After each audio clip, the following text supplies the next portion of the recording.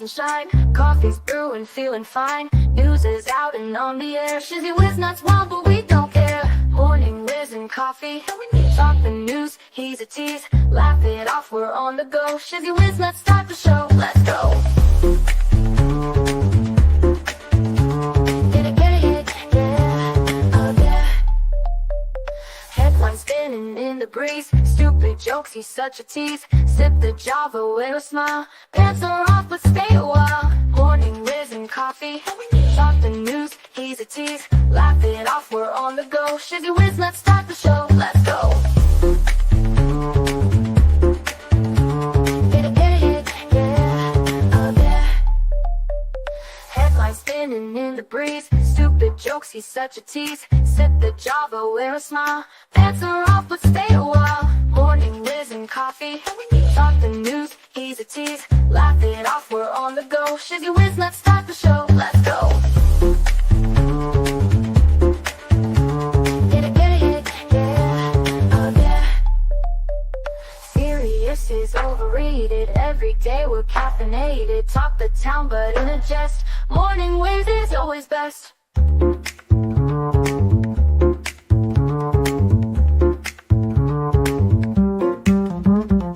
Clock is ticking, time to run. Morning show's a load of fun. Grab your mug, don't spill a drop. Laugh your ass off till you pop.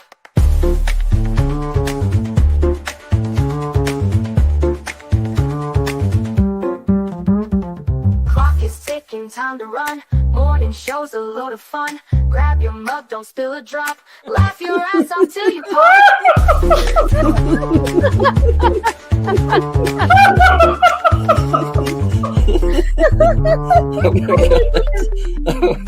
Oh my god, Shizzy breaks Larry.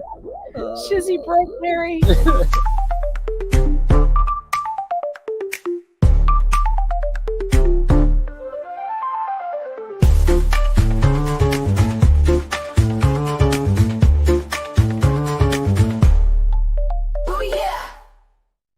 Good morning, everybody. How are you? Man, oh man, oh man. Good morning, early birds. Good morning, good morning. JW, Cynthia, Debbie, Shannon.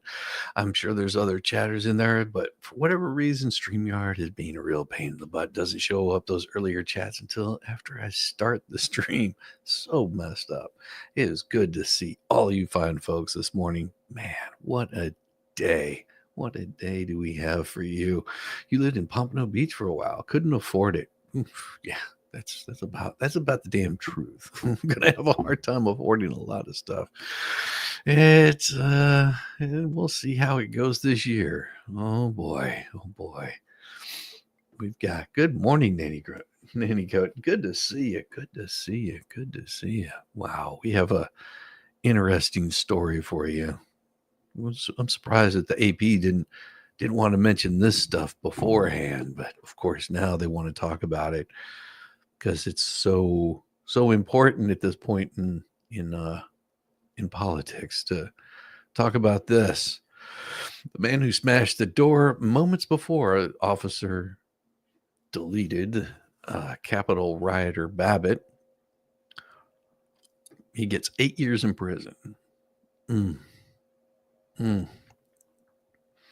Man who stormed a U.S. Capitol smashed glass panels on a door moments before a police officer fatally shot somebody else that had their head showing through the opening because they want to say they were climbing through.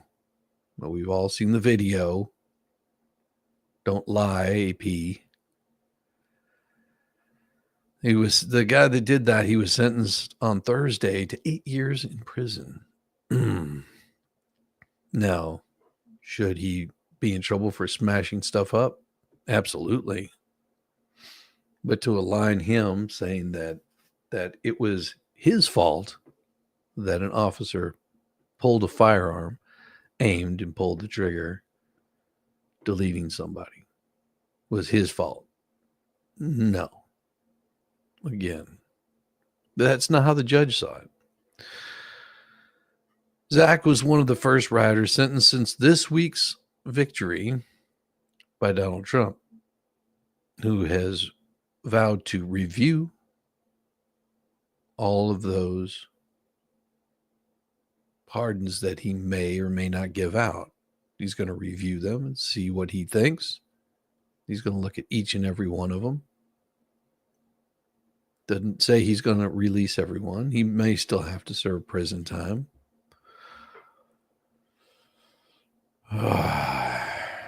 Before learning his sentence, Alam said he and other January 6 rioters should get what he called a pardon of patriotism. Well, I don't believe in that. Thank you, Jack Buck. How's it going?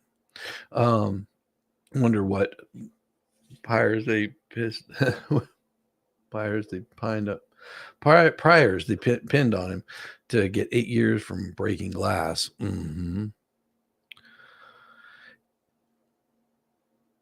Dabney, the U.S. District Judge Dabney Frederick, said that he doesn't want a second-class pardon. Huh?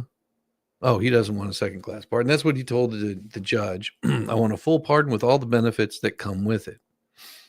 The judge didn't respond to Alam's remarks about a pardon. She described him as one of the most violent and aggressive rioters, as she described his full-throttled attack on Democrat institutions.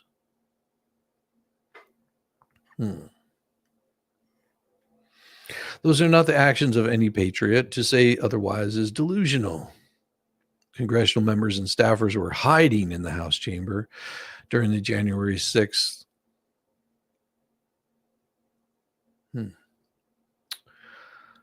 When Alam used a helmet to breach the barricaded speaker's lobby door panels. Ashley Babbitt, a 35-year-old Air Force veteran from San Diego, was yelling through the window when she was shot and killed by a police officer. And she was not trying to climb through that glass. If you saw the video, you would understand you couldn't climb through that glass. The jury convicted Alam last year of 10 counts, including felony charge that he obstructed the congressional certification of Joe Biden's 2020 electoral victory. Alam conceded that he broke the law on January 26th. Or on January 6th. But I believe in my heart that I was doing the right thing. Sometimes you have to break the rules to do what's right. Well, not true. Everyone meet Shannon. Good to meet you, Shannon. Pleasure. Hey, Al, how you doing? You have electricity today. That's good. That's very good. I'm glad you do have electricity today. Judge is a lefty. Yeah, go figure. But I believe in my heart I was doing the right thing. Prosecutors recommended the prison sentence of 11 years and 4 months for Alam, who graduated from the University of Virginia before dropping out of the Alabama College osteopathic medicine. So he was studying to be a doctor, but dropped out. Footage of Alam exhorting the mob to attack members of Congress.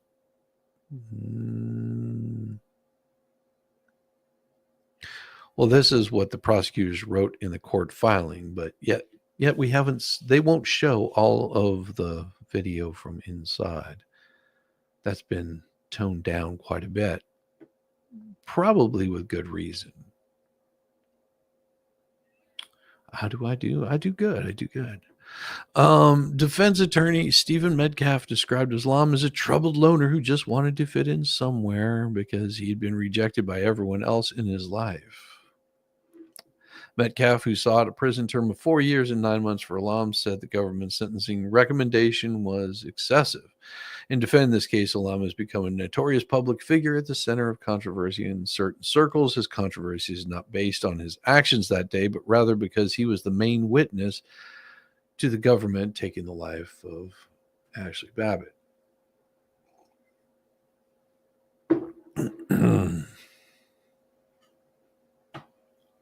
Alam attended the president's Stop the Steal rally near the White House before joining the mob that went to the Capitol. He and other rioters scaled the barriers outside the Capitol before entering the building through a broken window. On his journey through the Capitol, Alam screamed obscenities at police, hugged other rioters, tried to kick in a hallway door, and threw a red velvet rope at officers from a balcony.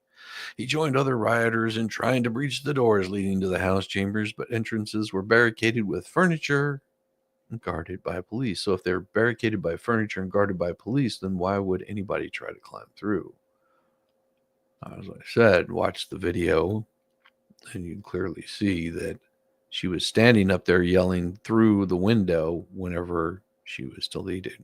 And it wasn't moments before that this man was smashing on the window. Pushing past officers, Alam punched and shattered 3 window panes on doors of the speaker's lobby. Another rioter handed him a helmet, which he used to smash the doors and glass panes. Other rioters yelled that police officers behind the door had drawn their guns, but Alam continued to smash the last glass pane. An officer then deleted Ashley Babbitt, who was unarmed. And as they claim, she was climbing through the window. But as I said, watch the video, judge for yourself. Over 1,500 people have been charged with this Capitol-related issue. More than 1,000 convicted and have been sentenced, with over 650 receiving prison time ranging from a few days to 22 years. Yet the Summer of Love, where they attacked and threw firebombs at federal buildings in various cities across the country, have yet to be charged with anything, because a certain vice president allowed that to happen, promoted it, paid for it, ramped it up even further. And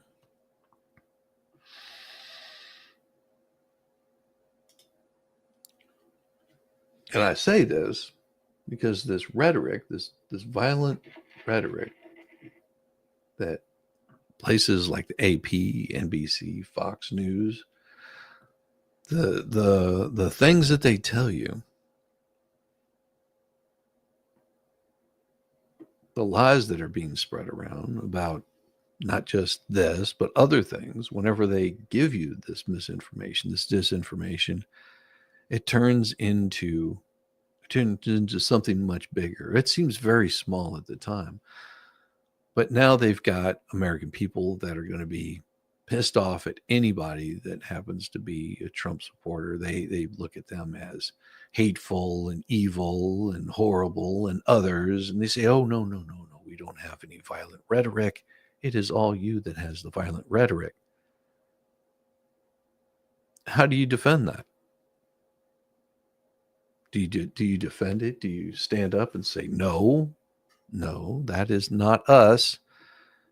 It is you that's causing it, because the outcome is not much prettier. Amsterdam, police say 5 hospitalized and 62 detained after attacks on Israel soccer fans. This is where the lies, the disinformation starts causing problems. It's the media influence that pushed the hate grift. Exactly. Amsterdam, police said Friday that 5 people were hospitalized and 62 arrested after what authorities described as violence by anti-Semitic rioters targeting Israeli fans following a soccer match. The Dutch and Israeli leaders denounced the violence. Of course, they would denounce it now, but the whole time they've been promoting this kind of crap to happen. They've lit the fuse and then want to say, oh, it's not our fault. Cynthia Noller with 5 gifted memberships. Oh my gosh. Let's see who got those 5 gifted memberships. Give me just a second. I'm sure everybody knows already who got those 5 gifted memberships, but I have no idea. Now I got to congratulate them. Must congratulate them. Let me get that pulled up for you really quick. We have got, oh my gosh, we've got Doris S. was gifted a membership. Silhouette, Cat Silver, Squid Pro was gifted a membership. Cindy Yarson Bailey was gifted a membership. Well, congratulations on my 5 newest members. Welcome to the Nut House. That's awesome. Thank you so much for the gifted memberships. That'll make some people pretty happy. Well, and I don't think Squid is here. The way that these work, if people are a subscriber, then they have a chance of becoming a gifted member. It's very nice. It's a very nice thing that you guys do. Those gifted memberships mean so much to a lot of these folks. That get a little bit of showing them a little bit of love, showing them a little bit of love. It's beautiful. It's beautiful. It poured in from the violence and condemnation poured in from Jewish groups. Israel's foreign minister on urgent diplomatic trip to the Netherlands. Security concerns have shrouded matches with teams from Israel and multiple countries over the past year because of the global tensions that have been created by those countries. Now they can sit there and say, "Oh, these are linked to the wars in the Middle East," but this is countries that have been supporting the whole, how can you put this, the political rhetoric going on in the Middle East. And they've been contributing to it. It's not making it much better. And of course, the Amsterdam police said in a post that they are starting a major investigation into multiple violent incidents. The post did not provide further details about those injured or detained in Thursday night's violence following the Europa League, I guess it's Europa League match between Ajax and Maccabi Tel Aviv. And all these are is just soccer players and soccer fans coming to support their team. You would think that they wouldn't do this. No. Authorities said extra police will patrol Amsterdam in coming days and security will be beefed up. Jewish institutions in the city that has large Jewish community and was home to World War II diarist Anne Frank and her family as they hid from the occupiers. Earlier, in a statement issued by the Dutch capital's municipality police and prosecution office, said the night was very turbulent with several incidences of violence aimed at the Israeli supporters after anti-Semitic rioters actively sought out those supporters to attack and assault them. It was not immediately clear when and where the violence erupted after the match. In several places in the city, supporters were attacked. The police had to intervene several times to protect Israel supporters and escort them to hotels. Despite the massive police presence in the city, Israeli supporters have been injured. This outburst of violence towards supporters is unacceptable and cannot be defended in any way. Then stop spreading the hate. Stop spreading the hate. These countries that, because they want to support something, have created this. They need to stop it. The violence erupted despite a ban on pro-Palestinian demonstration near the soccer stadium. It was imposed by Mayor Femke Hallense, who feared that the clashes would break out between protesters and supporters of the soccer club. There were also incidents involving fans ahead of the match. Dutch broadcasters NOS reported that a Palestinian flag was ripped off a building in the center of the city, and riot police blocked up pro-Palestinian supporters trying to march towards the Cairo Arena Stadium where the match was being played. Israel initially ordered that 2 planes be sent to the Dutch capital to bring the Israelis home, but later the Prime Minister's office said it would work on providing civil aviation solutions for the return of our citizens. A statement from Benjamin Netanyahu's office said that the harsh pictures of the assault on our citizens in Amsterdam will not be overlooked, and that Netanyahu views the horrifying incident with the utmost gravity. He demanded that the Dutch government take a vigorous and swift action against those involved. Silly me, I didn't switch to live chat. Yeah, I finished my large diamond painting last night. Now working on Christmas gnomes. Netanyahu's office added that he had called for an increased security for the Jewish communities in the Netherlands. Dutch Prime Minister Dick Schoof said on X that he followed reports of the violence with horror. But you never condemned it in the first place. If you had condemned this crap in the first place, shut it down, arrested those that were going to do this, because these aren't peaceful protests. Whenever somebody is calling for death upon another human being, that is not a peaceful protest. You have to recognize this seriously. You know, a peaceful protest is whenever you disagree with somebody and you voice your disagreement. That a peaceful protest is not wishing for death on somebody.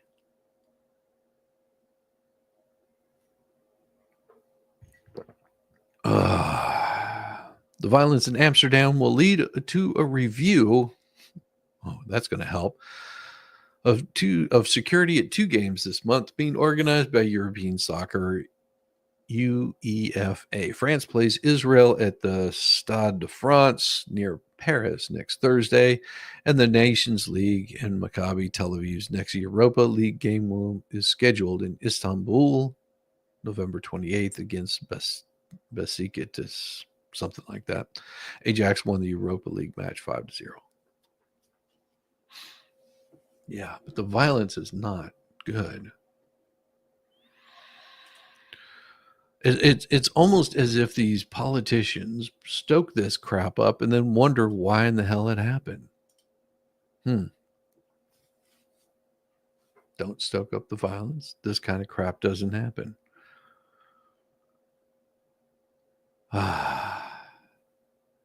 I have to point something out that I find very interesting. I mean, it really is very interesting to me. And I pulled up this picture, and I note that a lot of these folks are wearing practically brand new clothes, looking nice, trim, sleek. That's 1, 2, 3, 4, 5 military-age men just right there hanging out. With another one back over here. A lot of men in this group. A few women, all wearing really nice clothes, practically looking brand new, nice and clean. And San Diego build the wall was Donald Trump's rally cry in 2016, and he acted on his promise by tapping military budgets for hundreds of miles of border wall with Mexico. Mass deportation was the buzzword that engineered supporters for his White House bid in 2024. Yeah. Always look at the shoes. Always look at the shoes. Yeah. It was more than just the mass deportation that really was the buzzword. It was the economy was absolute garbage. That was the biggest buzzword, if I'm not mistaken. I could be wrong on this. But I'm pretty positive that people were more worried about their pocketbooks. And this went all across all demographics, ages, genders. How is this affecting my pocketbook? How has the past 4 years benefited me as an American?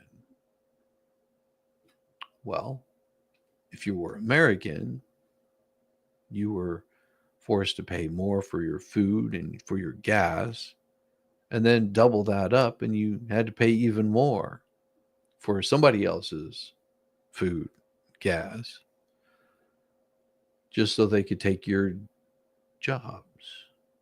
But that's unproven. Of course. Trump's victory sets the stage for a swift crackdown after an AP VoteCast survey, who gives a shit about their VoteCast, showed the president's supporters were largely focused on inflation. Oh, the immigration was there too. They didn't really give two shits about your abortion crap. They didn't give two shits about all of the things that you wanted to focus on. They weren't really concerned with Project 2025 because that was garbage. Nobody liked it in the first place. Nobody wanted to deal with it.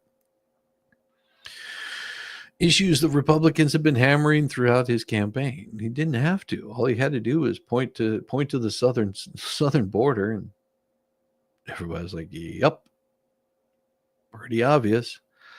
How and when Trump's actions on immigration will take shape is uncertain. Well, let's put it this way: how his actions will take shape will be after he's in office. See, right now he's just president-elect. He is not currently the president. Although you'll have some people out there that will beg to differ, he is currently not the president. He cannot do anything currently. He is not in command of the government. He is only in command of his own facilities. So there's nothing he has to do. While Trump and his advisors have offered outlines, many questions remain about how they would deport anywhere close to 11 million people estimated to be in the country illegally. How would the illegals be identified? Well, it's pretty straightforward. We spend, if you look at how much we're spending per month on these people with free credit cards that feed them and housing that houses them, how do you think it's pretty easy to figure out where they're at? You keep it nice and quiet, very silent. You go to the hotels where they're staying, you round them up, load them up onto a bus, take them to your nearest airport. The amount of money that you'd be spending to feed and clothe and house them and that you've been spending will easily pay for a plane ticket right back to the middle of Mexico. Doesn't matter. Wherever you want to ship them to, back to their country. You could take them to their country, it'd still be cheaper than what we spend per day. How would they be identified? Well, let's see. Same way that I'm identified as an American. All I have to do is show proof of my citizenship. Pretty straightforward. Where would Trump find money and trained officers to carry out their deportation? Well, we have a military that's ready, willing, and part of their duty as Americans. Trump has said he would invoke the Alien Enemies Act, a rarely used one in 1798, that allows the president to deport any non-citizen from a country the U.S. is at war with. He has spoken about deploying the National Guard, which can be activated on orders from a governor. Stephen Miller, a top Trump advisor, has said troops under sympathetic Republican governors would send troops to nearby states that refuse to participate. Trump, who repeatedly referred to the immigrants as illegals, because he has not said that. What they're saying about what Trump said is improperly worded. Go look it up yourself if you don't believe me. Don't look up what the people are telling you he said. Go look up and watch exactly what he had to say. Has stricken fear in the immigrant communities with words alone, as it should be. As it should be. It should have every single illegal that is in this country to be shaking in their boots, to know that somebody is going to be knocking on that door, that they're getting ready to deport you and your entire family that is here illegally. It's pretty straightforward. And if people are worried about their families being separated, it's pretty simple. Ship them back also.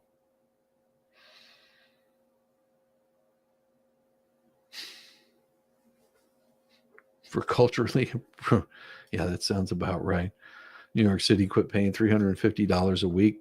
Man, that right there is that's cheaper than a plane ticket.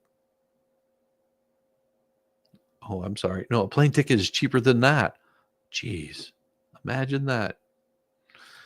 You could send them back to whence they came. Nice big old aircraft comes flying in. Get off. Have fun. See you bye. Take your happy plane right back. Log in your flight hours. You can go right back and do it again. I don't know what you're trying to post there, Jesper, but I'm not going to show that to anybody. I don't know what that is.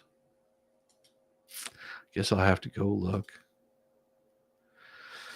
Because if you're posting things that is going to get my peoples in troubles or get my channel in trouble, I'm gonna take care of that really quickly. Just so you know, I'm not gonna play your silly stuff. Give me just while I pull this up and make sure that this isn't something bad.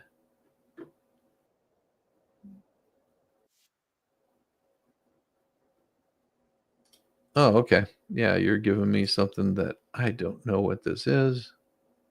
And we are going to delete that message. Hey, if you want to promote my stuff, that's fine. Interesting how Netanyahu loves to tell people he doesn't abide by ICJ or isn't a member state yet is still all over the place demanding justice. Yeah. There you go. No, I know you didn't do it. Somebody else decided they wanted to post something into my chat on the Rumbles, and well, that got removed. Ain't playing the game. Sorry. If you want to promote your stuff, there's better ways of doing it. Coming onto my channel and trying to promote it is not going to work. I do not want a general roundup on any people because of language, color, or religion. Have legal documentation and fully investigated that it is legal. Well, same thing happened. Her and her bestie, they robbed your mom's friend, stealing her money out of her purse after the accident. Oh, I want to see people that are not here legally to be sent back to their country. Don't care where they're from. Go back. Go back. There's a proper way of coming into this country. Proper way to come into this country is you go to the border. You have a border crossing that is legal. You are a criminal if you're here doing that. No different than if I was to fly into France or Germany or any other country in Europe or Mexico, overextend my visa, I would still be there illegally and they would deport me almost immediately. Japan will do the same thing. They will deport you. They don't play. Including banker babies. Yeah. Yeah, if they're saying we can't separate families, that's an easy solution. Send the whole family.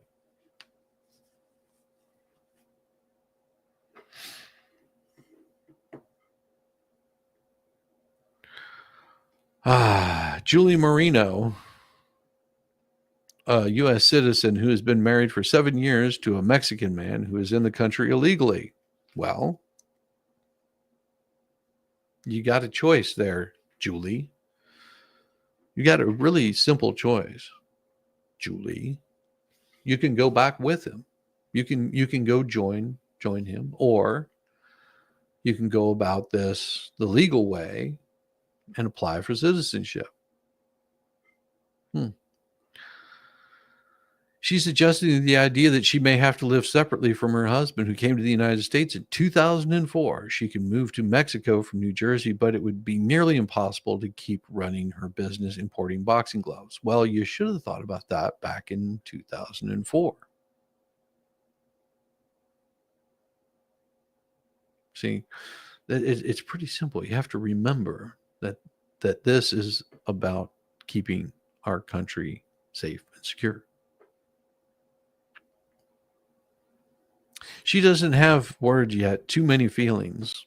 Well, feelings ain't going to stop them from deporting your husband. Marino said, her voice breaking as she spoke Wednesday of Trump's victory. I'm scared for my husband's safety. If they detain him, what's going to happen? Well, he'll probably be fed, he'll probably be clothed, and he'll probably have his happy ass sent back to whence he came from. That's what'll happen.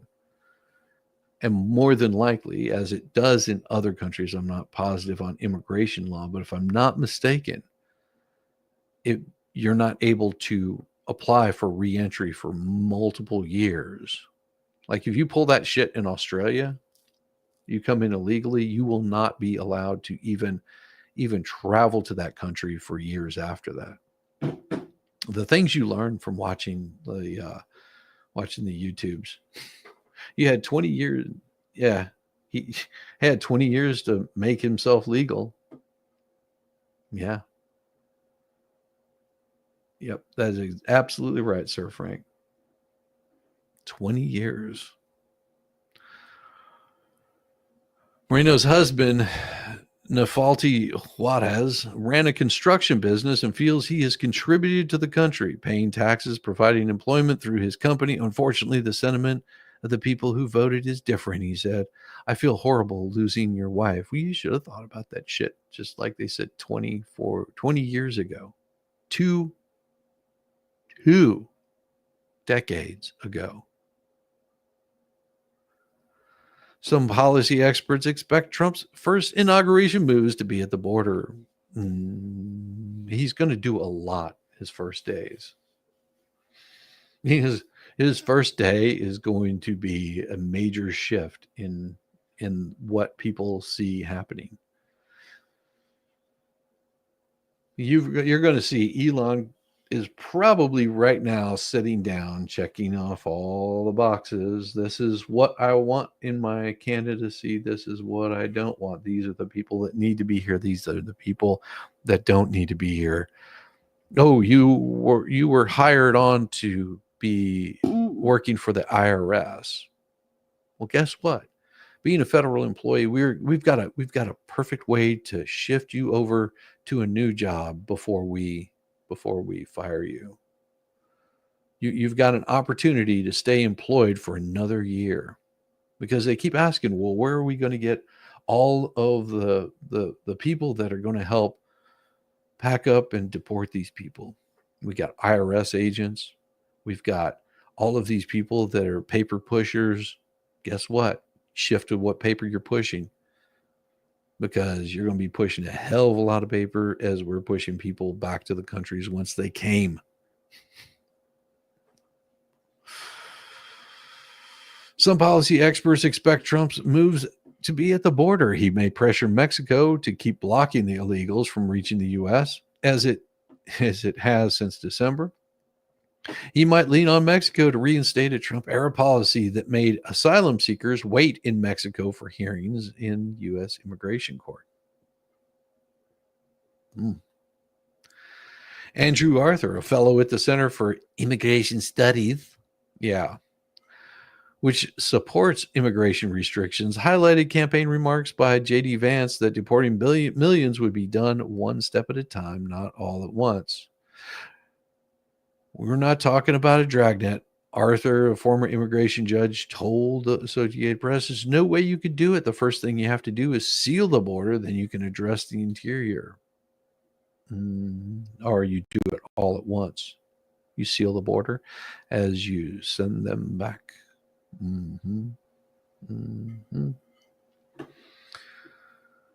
What did I do on YouTube? I don't know what you're talking about. People picking on legals. Aren't family already here? It's college kids looking to make a large amount of money, like in the thousands, single mobs. You wouldn't believe the people helping the illegals.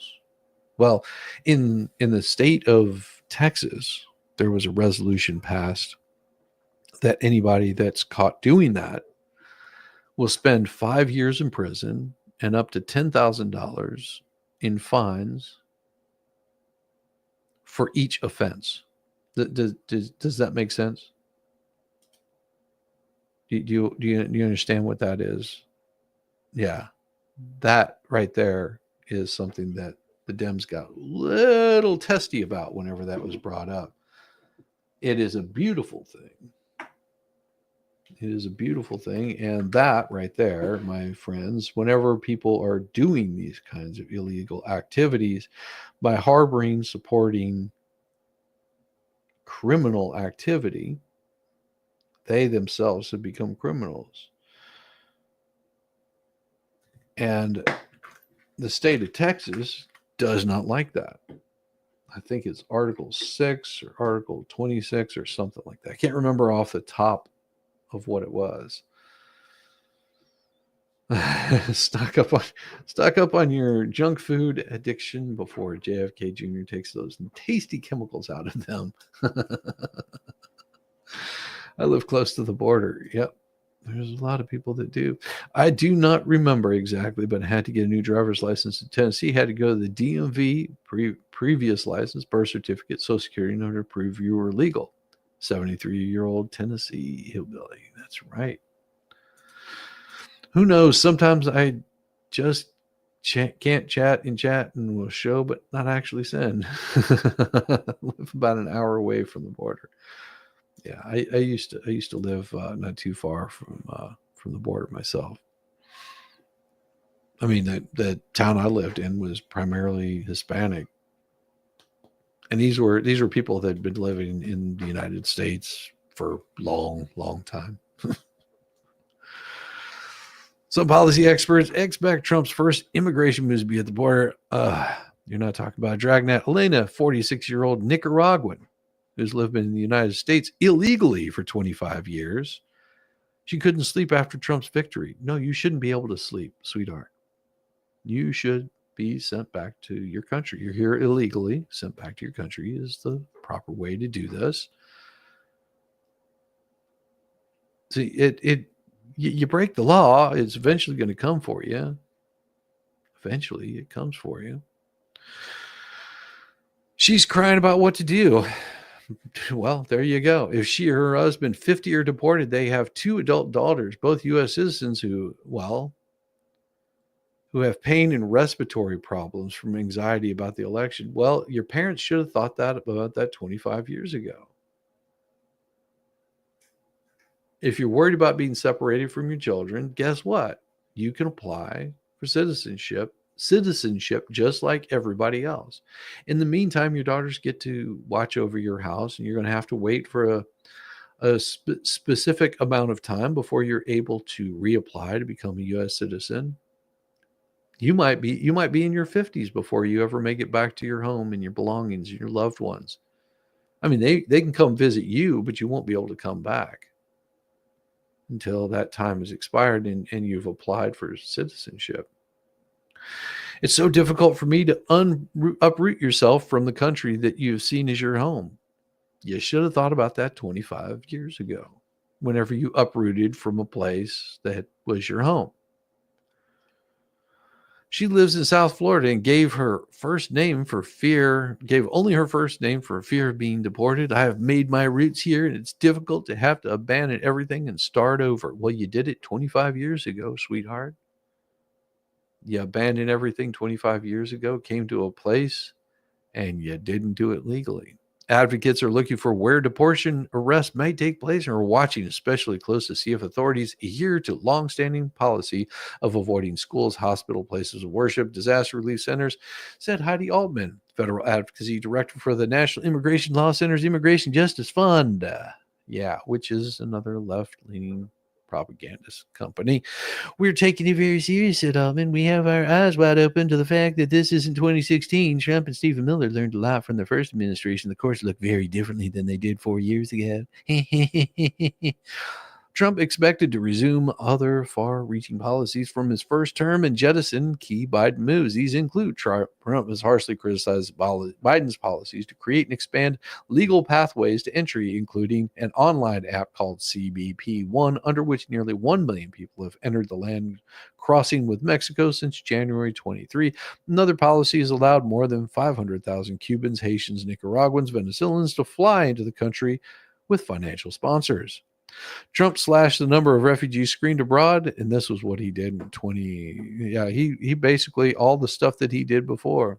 Maribel Hernandez, a Venezuelan on TPS that allows her to stay in the United States until April of 2025, burst into tears as her 2-year-old son slept in a stroller outside of New York's Roosevelt Hotel as illegals discussed election fallout on Wednesday. Imagine if they ended. Imagine that. The free stuff goes away. Wow.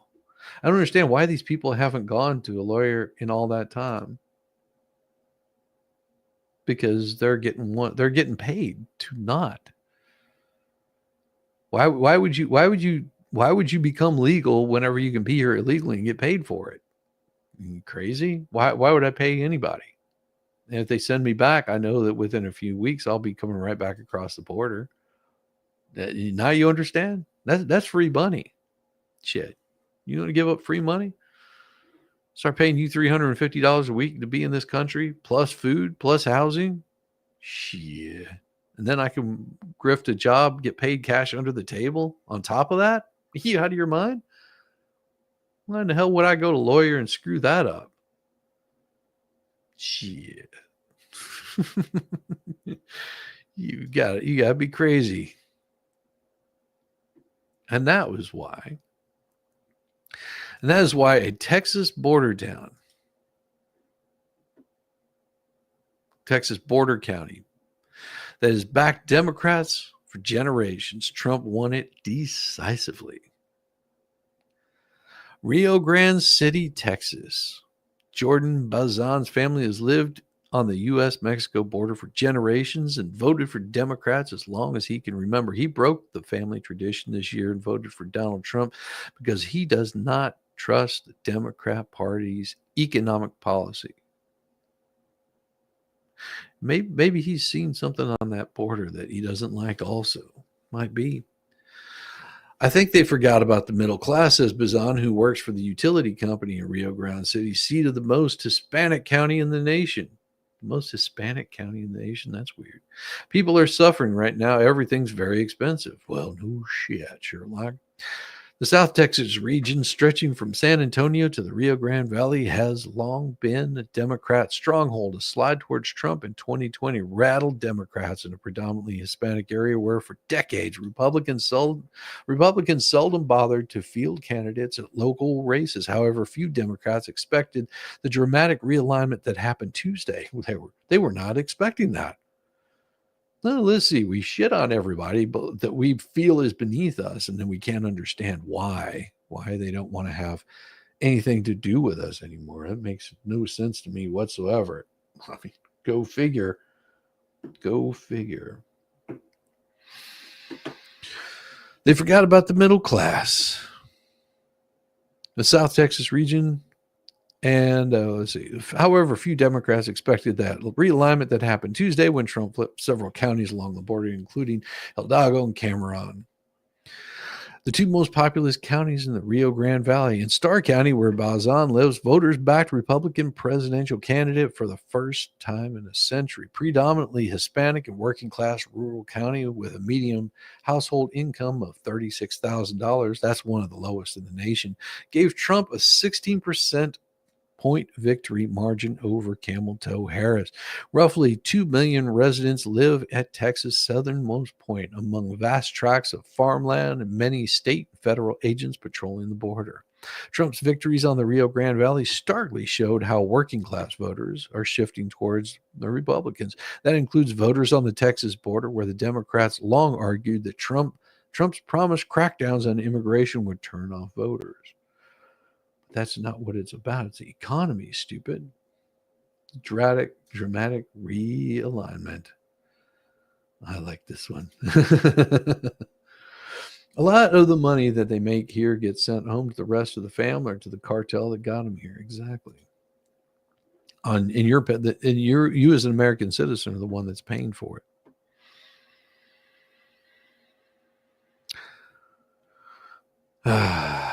I was always a lifelong Democrat, but decided to change to the Republican with the political landscape that it is now, said Louise Meza, a 32-year-old Starr County voter. I felt that going Republican was a better choice, especially with the issues of immigration and everything else that's going on. Meza said he was against Trump at first, but noticed too few changes under Joe Biden to justify voting for Harris. Biden won Hidalgo County by less than half the margin that Hillary Clinton did in 2016. Since then, Republicans have invested millions of dollars to persuade Hispanic and working class voters soured by Democrat policies. They didn't have to spend a whole lot of money. All they had to do was show them the way. point out the hypocrisy. Watch what the Democrat Party is doing, and you see how fast that political landscape changes.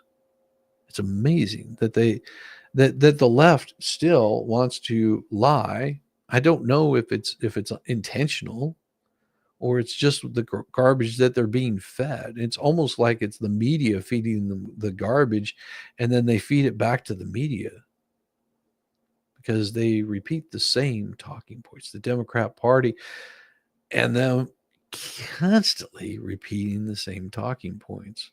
And people that have, at least something between, that's holding back in that gray matter are going, yeah, that doesn't make sense. It's like watching the AP as they write a damn story that looks like it was written by AI to cast Donald Trump in the worst light possible. But whenever you dig into it, it's like, well, that isn't true. That isn't true. That isn't true. That isn't true. Who in the fuck is spreading misinformation now whenever you have proof? And then the White House turns around and says shit like Donald Trump, and this is their quote, not mine, was telling people to inject bleach into their bodies. That right there is proven to be true, not true. That is not what was said. Listen to the whole speech. Yet, oh no. No. It's just a lie that's repeated over and over and over again. Speaking of lies repeated over and over again, I am going to go grab some more coffee, and that's not a lie. Everybody, go grab a little bit of coffee. I'll be back in just a couple of minutes.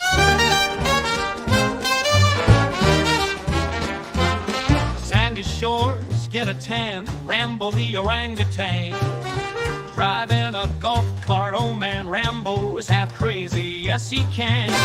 Well, that SOB's a sight to effing see. Oh, Rambo's rolling, and the sun he's free at last. While Shizzy has his coffee, these two are having an effing blast.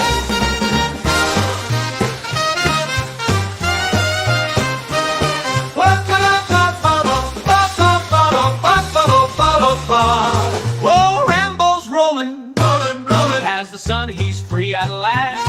While Shizzy has his coffee, these two are having an effing blast. Shizzy on the dunes, coffee in hand, Rambo is a loon, and Shizzy is, well, that is too dirty to say here.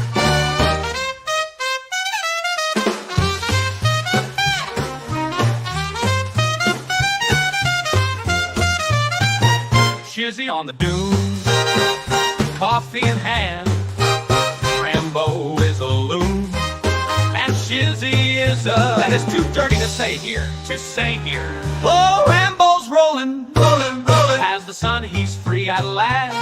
While Shizzy has his coffee, these two are having an effing blast. Otters in the surf, hummingbirds in the sky, Rambo honks the horn and spits in Shizzy's eye. Oh my!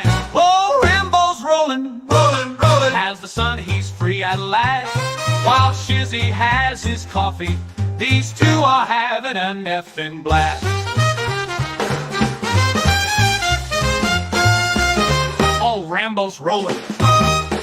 Rambo takes a turn, driving to the wave. Otters wave their paws, telling Rambo, not sure, but if you could understand, Otter, it probably wasn't nice.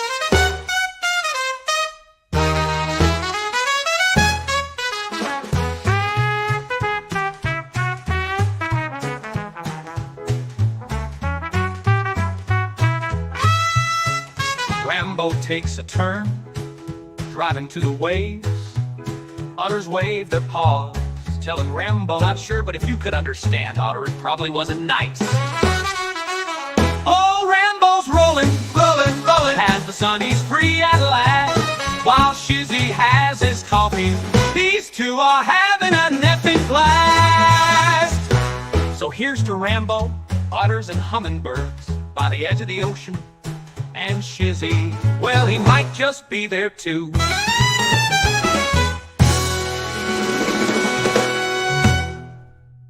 Well, here's to Mr. Rambo, otters and hummingbirds by the edge of the ocean. And Shizzy, well, he might just be there too.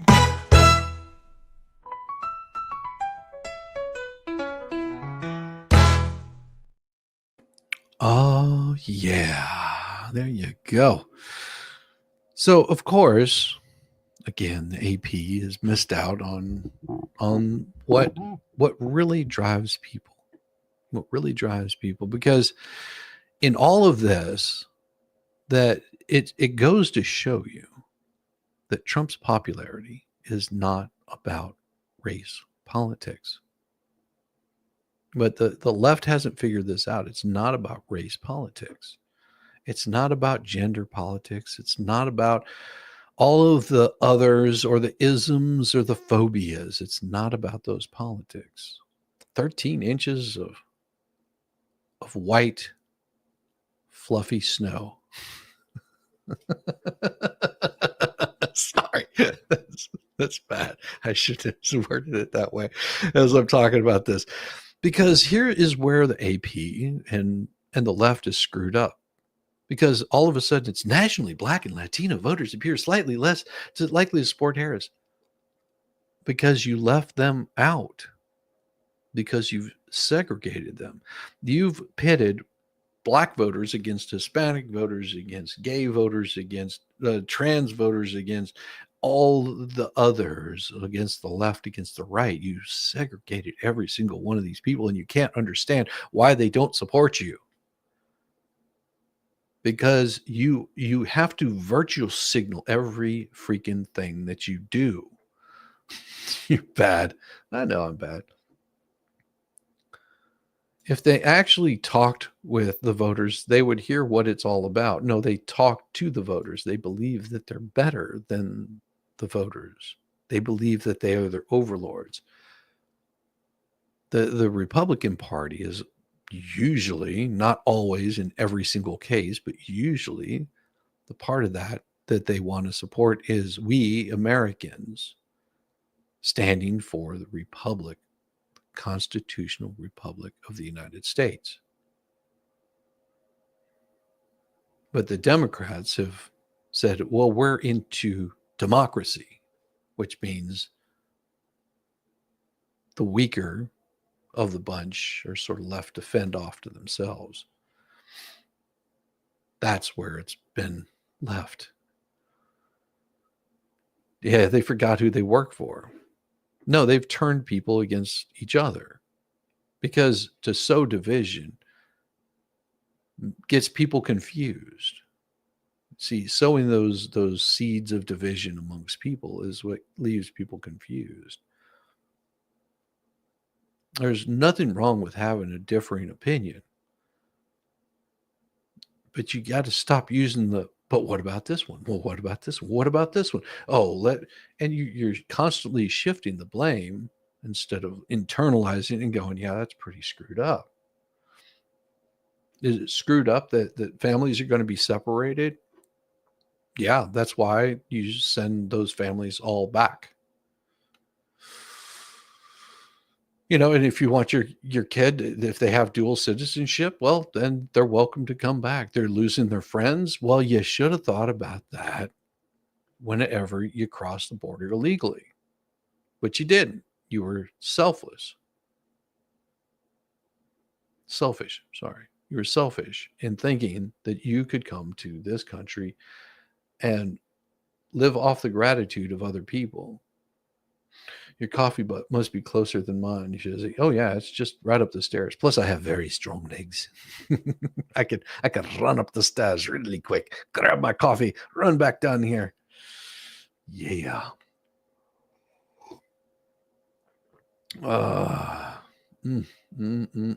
Sucks, Sir Otter.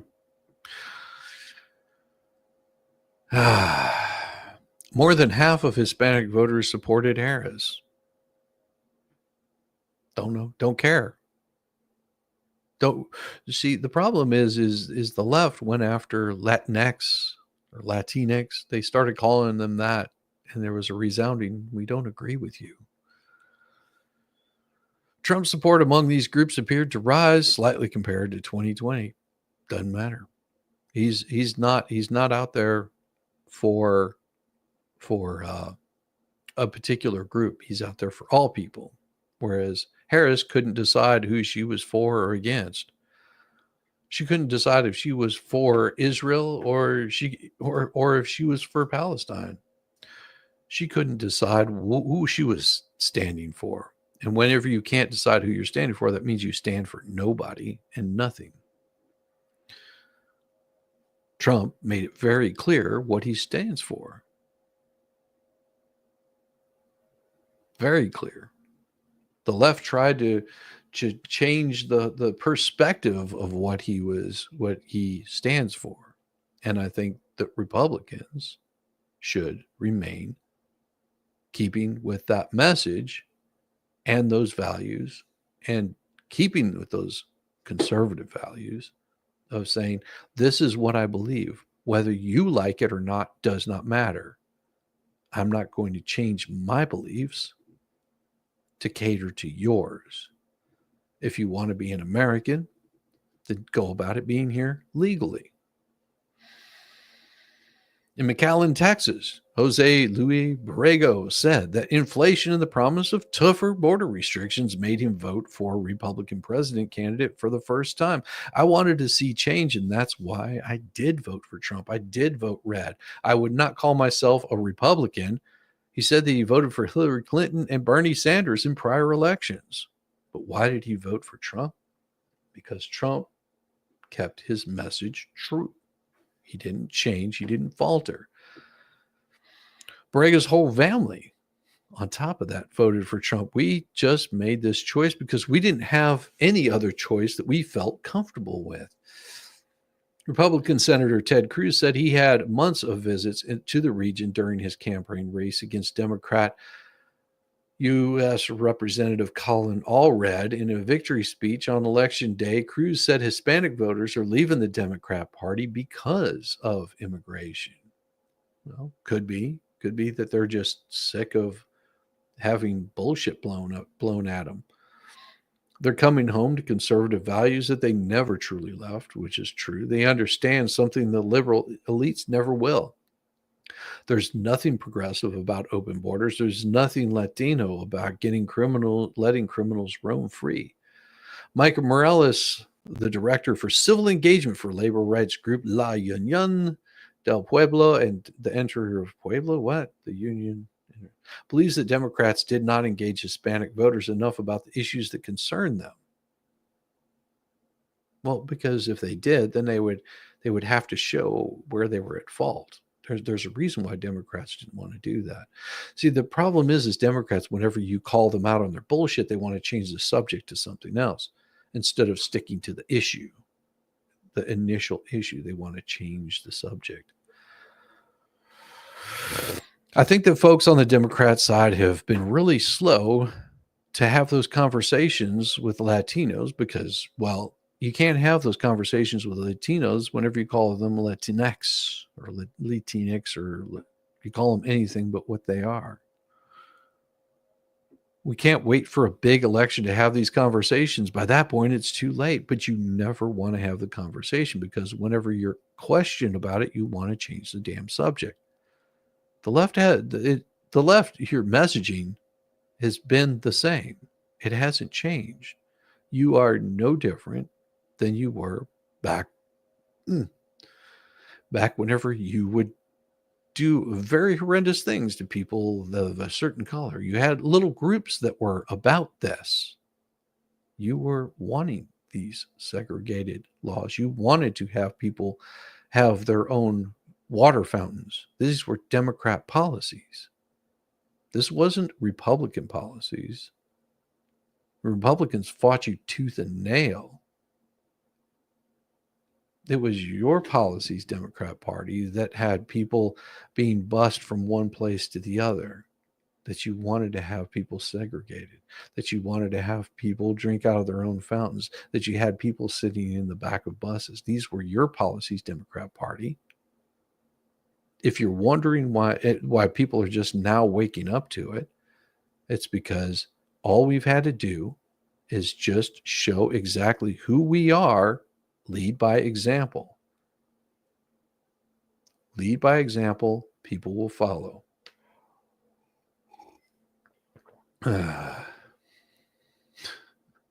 Here's a fact based on exit polling information. They voted against wokeness and the left. Trump just happened to be the candidate. Good thing, too. The Democrat machine hasn't changed in decades. That's exactly correct. That's exactly correct. It hasn't changed. It won't change. Because the reason why the Democrat Party won't change is this right here. Student debt is a gender racial equity issue. What does that even fucking mean? POTUS, your summer to-do list, double Pell Grants, cancel student debt, get ice cream.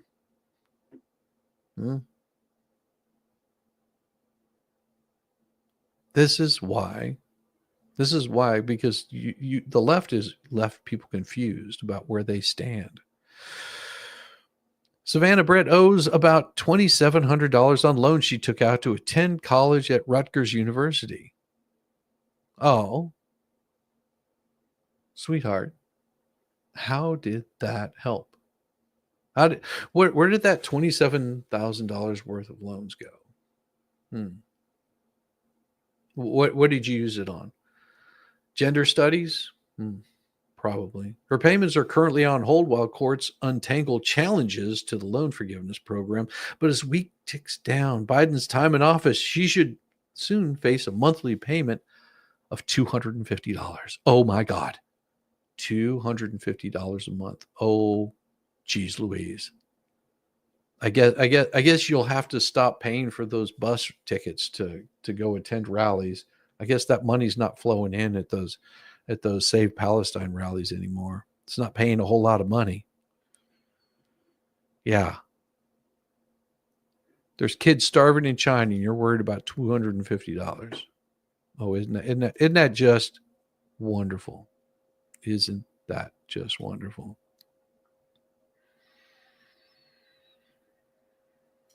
Jeez Louise. Have they not figured this out? Apparently they haven't.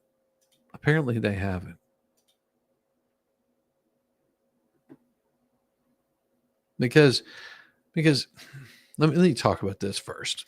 Judge strikes down Biden's administration program shielding illegals from deportation.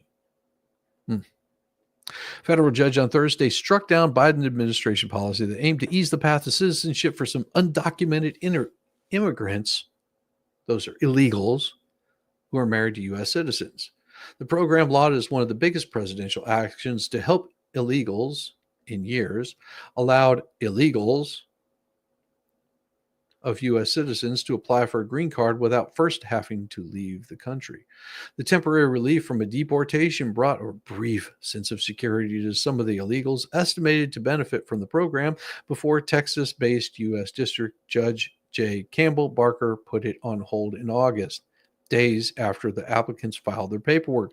Barker ruled Thursday that the Biden administration has overstepped its authority by implementing the program and had stretched the legal interpretation of relevant immigration law past its breaking point. The short-lived administrative initiative known as Keeping Families Together would have been unlikely to remain in place after Donald Trump took office in January, but its early termination creates a greater uncertainty for illegal families, as many are bracing for Trump's return to the White House. Trump's election victory this week sets stage for a swift crackdown on illegals after the Republican ran promises of mass deportation of illegals. The president-elect energized his supporters on the campaign trail with a litany of anti-criminal statements, including that illegals should not be here. It is breaking the law. During his first term, Trump appointed Barker as a judge in Tyler, Texas, which lies in the 5th U.S. Circuit Court of Appeals, a favored venue for advocates pushing conservative arguments. Barker had placed the immigration initiative on hold after Texas and 15 other states led by Republican attorney generals, filed a legal challenge accusing the executive branch of bypassing Congress to help illegal families for blatant political purposes, which it was. They're rebooting the power plants, and TVA is doing here in Tennessee. Hope power comes back quickly. Always think positive. Yeah, please do think positive. Southern California Edison shut down power in your area yesterday. Yeah, that had to do with the fires. It had to do with the fires that were happening there in Southern California. Republicans argued the initiative created costs for their states and could draw more illegals to the United States. The policy would have applied to people who have been living continuously in the United States for at least 10 years, do not pose a security threat, and have utilized the existing legal authority, but they have to have been living here legally. See, that's the thing. If you want to come across the border legally, these kinds of things are already there. Those protections are here. It was not immediately clear Thursday whether anyone had received approval under the program, which only accepted applications for about a week before the judge placed it on hold. Non-citizen spouses are already eligible for legal status, but often, always, have to apply from their home countries. The process typically includes a years-long wait outside of the U.S., which can separate family members with different immigration statuses. And why would they do such a thing? Why would they force these families apart? Because they want to make sure that you're not doing this just to obtain a green card to not stay in this country. It's pretty common for this kind of shit to happen. And not just from Mexico, from China, from every other country in the world wants to become a citizen of the United States, because being a citizen of the greatest country in the world affords you some benefits that you cannot get from any other country. There's a reason why Canadians come here to have major surgeries.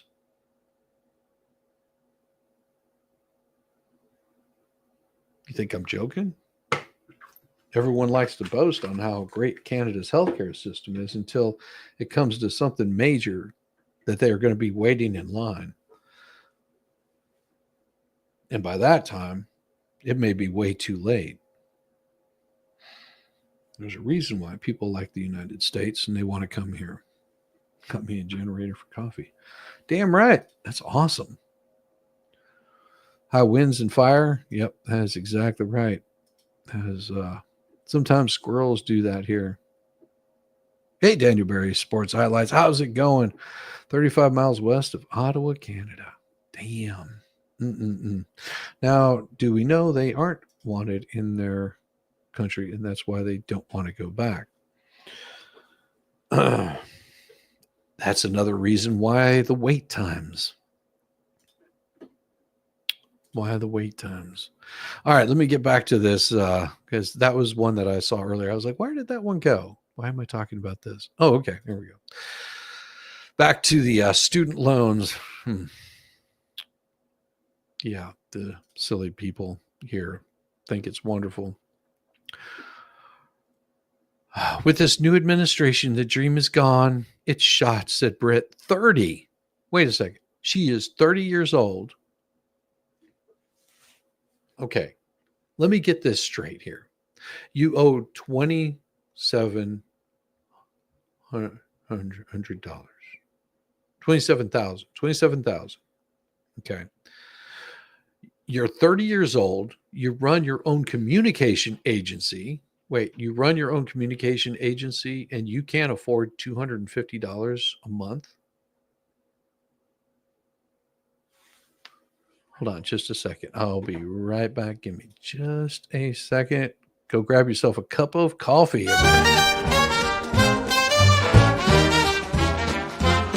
Sandy shores, get a tan, Rambo the orangutan. Driving a golf cart, oh man, Rambo is half crazy, yes he can. Well, that SOB's a sight to F and C. Oh, Rambo's rolling, rolling, rolling. As the sun, he's free at last. While Shizzy has his coffee, these two are having an effing blast.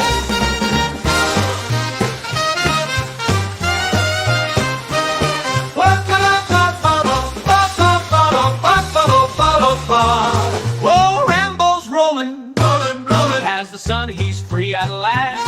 While Shizzy has his coffee, these two are All right, I'm back. Sorry about that. It was a lot easier to pay off debt with when the cost of living drops. Yeah, it is. And think about this. Think about this. It's something to keep in mind that this amount of money that she's talking about, this $250 a month that she would have to pay, how much of a car does she own? Okay. So if she owns her own, she runs her own communication agency. I don't know what the hell that means, but apparently she's a small business owner, which means that she has income that she should be able to pay these things off of. I don't know why she was waiting on the process. Even your mom has a loan that she took out to support her. She owes about $1,800 and she was in the process of being forgiven, but that's at a standstill. How would your mother's stupid decision be at a standstill? I mean, here's the thing. Grow up, become an adult, realize that these are bills that you have to pay. You took out a damn loan, whether it was worthwhile or not to you. You took out that loan for a future for yourself. If I take out a loan from anybody, they're going to expect their damn money back. Fucking idiots. Sorry. President-elect Donald Trump and his fellow Republicans have criticized Biden's loan forgiveness efforts. Yes, because all it was is to buy votes. And lawsuits by GOP-led states have held up plans for widespread debt cancellation. Trump has not said what he would do on loan forgiveness, leaving millions of borrowers facing uncertainty over their personal finances. How is that uncertain over your personal finances? You took out a fucking loan, pay it back. There's no uncertainty about that. If Trump takes out a loan, he has to pay that back. Yet what happened whenever he did take out a loan and he paid it back? You guys went after him in court. The economy was an important issue on the election, helping to propel Trump to victory. But for borrowers, concerns about your finances. If you're concerned about your finances, you should have thought about that 4 years ago when you voted in a president that was about as dumb as a doorknob that couldn't even scrape his brain off the bottom of his shoe after he slipped down the stairs, up the stairs on him. If you're concerned about your finances extending beyond inflation, including their student debt, what beyond inflation? But on the 15th, Brandon wants his money. Too much student debt. Screw you, pay me. They want you to wash the floors instead of make the fries at McDonald's. Screw you, pay me. Damn right. That's part of what's making life unaffordable for them is this burden of expenses that they can't seem to get out from under. Okay. If you look at a lot of these people that are complaining about their student debt, I guarantee you, they're not living from paycheck to paycheck. And if they are, that's because they're making bad financial decisions. Stop making bad financial decisions. You can get yourself out from underneath this, but you can't just put your head in the sand and cry, woe is me. That's not how this happens. If you want to get out from under debt, you pay the shit off. Piece by piece, little by little, that debt decreases. Go without your fancy dinners, without your margaritas, your Taco Tuesdays, your Fuck It Fridays, your drinking binges, you're partying with friends, you're getting new makeup and hair product and, fancy new clothes, a brand new TV. I mean, you'll spend $350 a week on your fucking internet instead of going out getting a damn job that pays more money. You'll spend all of your time on the interwebs and TikTok with your $1,000, $2,000 fucking phone. You go on vacation. You do all of the things. I'll tell you, if you want to pay this shit off, it's not hard. You have to suffer a little bit at the beginning, and the payoff is the reward of you don't have that fucking debt anymore. It's not hard to do. It sucks. I worked the first damn 40 years of my life without ever taking a fucking vacation. My working life, that is. I didn't start taking vacations until I got married. What vacation I had was, I have a weekend off. Always made sure my bills were paid. Whenever I wanted to get LASIK done on my eyes, I ate ramen for like 6 months. Every damn day. I would buy a little bit of protein. I would eat at the place that I worked. I mean, I wasn't making a whole bunch of money. I bought a used car. I didn't buy a brand new cars, didn't take vacations, didn't do all of the things that everybody wanted to do. I didn't go out drinking with everybody on the weekends.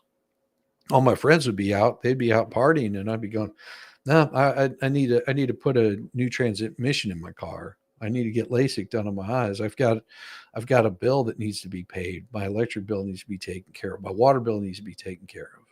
I had no debt whatsoever.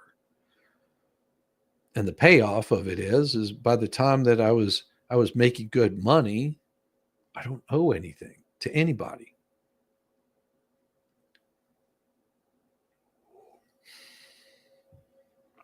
Yeah, now you can do what you want. Exactly. Whenever you want to. And you're not asking the government for handouts. Biden promises the student loan cancellation program during his run for presidency. From its launch, Biden's loan forgiveness faced relentless pushback from people that said you're full of garbage. Biden's first plan, cancel up to $20,000 for millions of people, was blocked by the Supreme Court last year. A second narrower plan had been halted by a federal judge after Republican-led states sued over a separate policy intended to lower loan payments for struggling borrowers.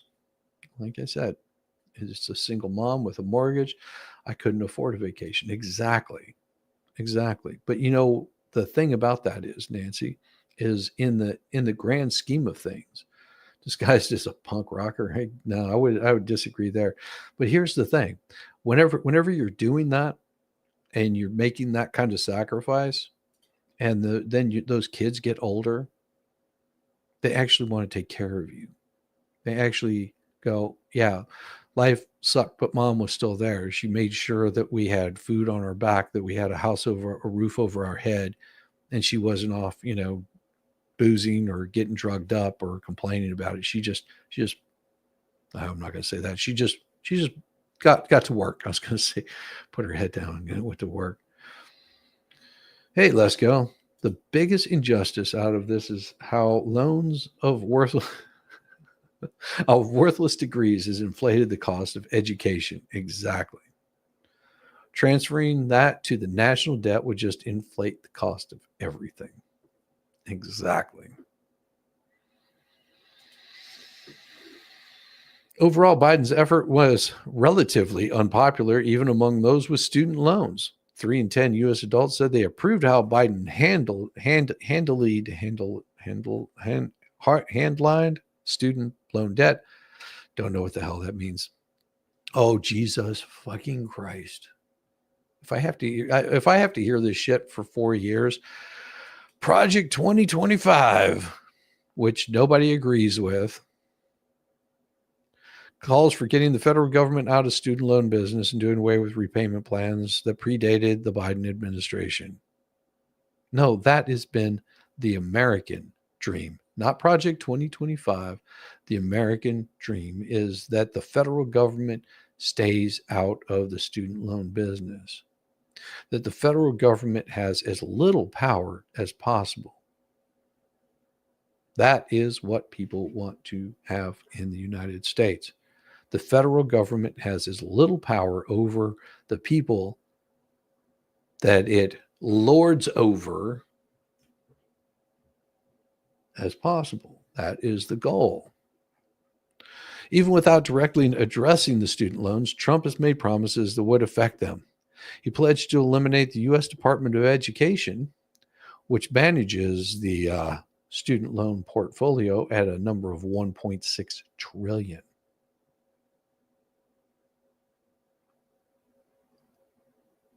It's unclear which entity would take the responsibility if the department were eliminated, which would require approval from Congress.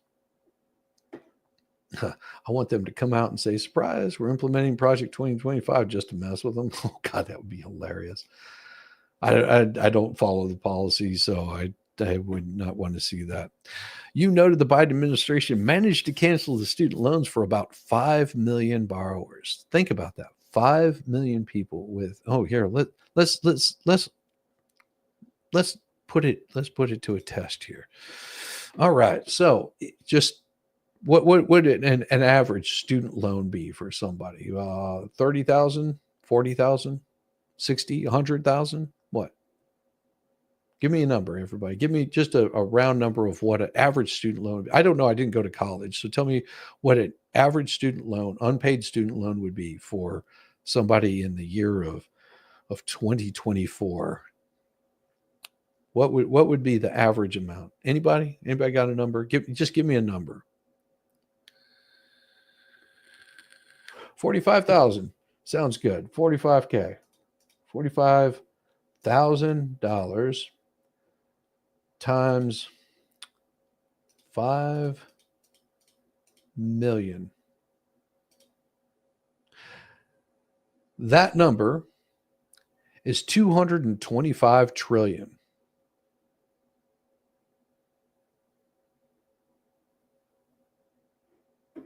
That he wanted to forgive.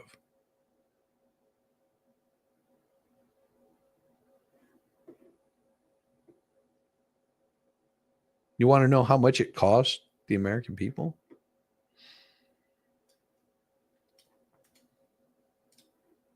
And that's just with 5 million. Here's the number. There is your number. There is your number that they want to forgive, that you would be responsible of paying for. You that never took out a student loan, that made all the right decisions, that saved and borrowed and paid it back, those that got under a nice home mortgage, those of you that have been saving for your entire life so you could retire nice and happy. That's how much they want to take from you, the American people. And that right there was blocked. And they're bitching about it being blocked because everybody was going to have to pay that. And that's just given a nice estimate. I'm sure that there were student loans that are higher, student loans that are lower. 45K. What, you think lowering that down 10,000 per person is going to help? Hell no. That's in the trillions. Why should those who could not afford college have to pay their taxes to pay for anyone else's college? Because they're better than you. They're smarter than you. This is starting to sink into these lifelong Democrats that oh, why am I paying for somebody else's fuck ups? Well, Storm. Tennessee Tech without housing. Yeah. Ballstorm make them quiver in their boots by saying, buckle up, boys and girls. Project 2025 is on the way and we're all doomed. It's going to be great. My degree course was $85K. When I heard the price tag, I said, nope. Mm-hmm. Yeah. Public service workers has granted relief more than 1 million Americans. So that was under 5. So if it's let's say it's 35. Clear. Say it's 35,000 times 1 million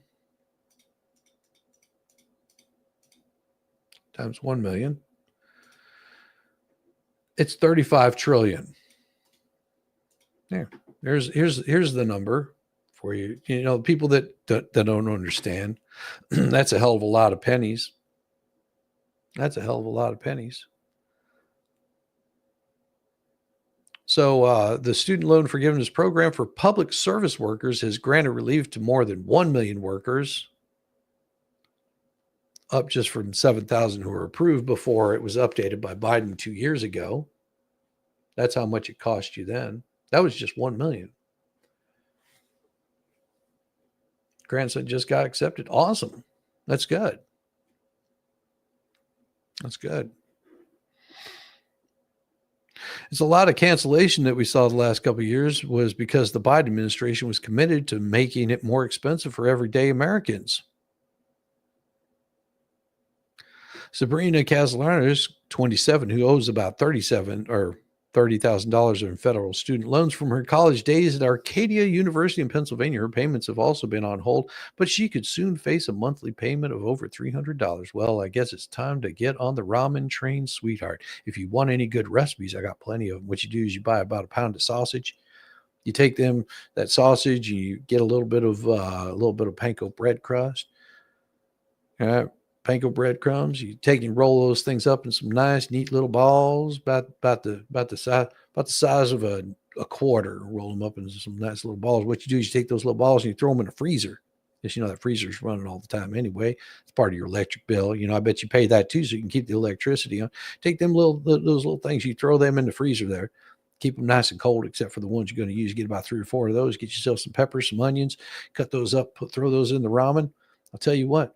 You can eat like a damn king for a freaking month off of that shit. Cost you all of about, ramen used to cost about $5 for a pack of 30. It was expensive, inexpensive as shit. Throw that stuff and you can get a little bit of protein, a little bit of happiness, a little bit of love, a little bit of soy in there for you if that's your so desired. Throw those things up and man, you can cook them in a little bit of sesame seed oil. Man, you can throw those things up. I guarantee you can eat off of that shit for a month. Cost you all of about $3-4. Tell me how I know. I'm telling you, sons of bitches. Need 35 trillion. Need 3 more zeros. No, that's not. No less. No, that's right. I have this one right. Trillion, because million that's 100. That's 100,000. That's million. That's trillion. No, that's trillion. Yeah, they're like 58 cents per pack now, sadly. Yeah, but you can still do it. It's still cheaper than eating, a bunch of chicken. Yeah, you can do chicken and onions in your ramen too. You can freeze it up, just like I said. Freeze it up, cook it up. Cook it up, freeze it up. Be good to go. I mean, it sucks. You skip billion, 35 billion. Oh, I guess I did. You're right. Thank you. Thank you very much for the correction. I skipped billion. Yeah. My math was off again. Thank you. 225 billion. Thank you. I got you. Yeah. You're right. You're absolutely right. Thank you. 100,000 million. But man, I told you I didn't go to school. What do you expect from a guy that rides a short bus and has a hard hat on? Math is not my thing. Damn right. Worked 2 full-time jobs. Went to college for 8 years to get 2 degrees. Paid off your tuition each semester. Debt-free at graduation. And it can be done. Exactly. It's hard work. It's hard fucking work. My wife still has debt, and she just does not want to fucking pay it. Just like Jesus Christ, she keeps thinking it's going to be forgiven. I'm just like, pay the shit, be done with it. Yeah, but if I get it for free, who gives a shit? You make way too much damn money to be worried about this shit and let it hanging over your head. This wouldn't have happened if you worn your helmet. That's true. I probably would have. I think it's the hole right here in the top of my head. Every time that I stand on my hands, it just leaks out. Says his balls are in the freezer. Yes, my balls are in the freezer. Man, I'll tell you what. I learned. I had roommates.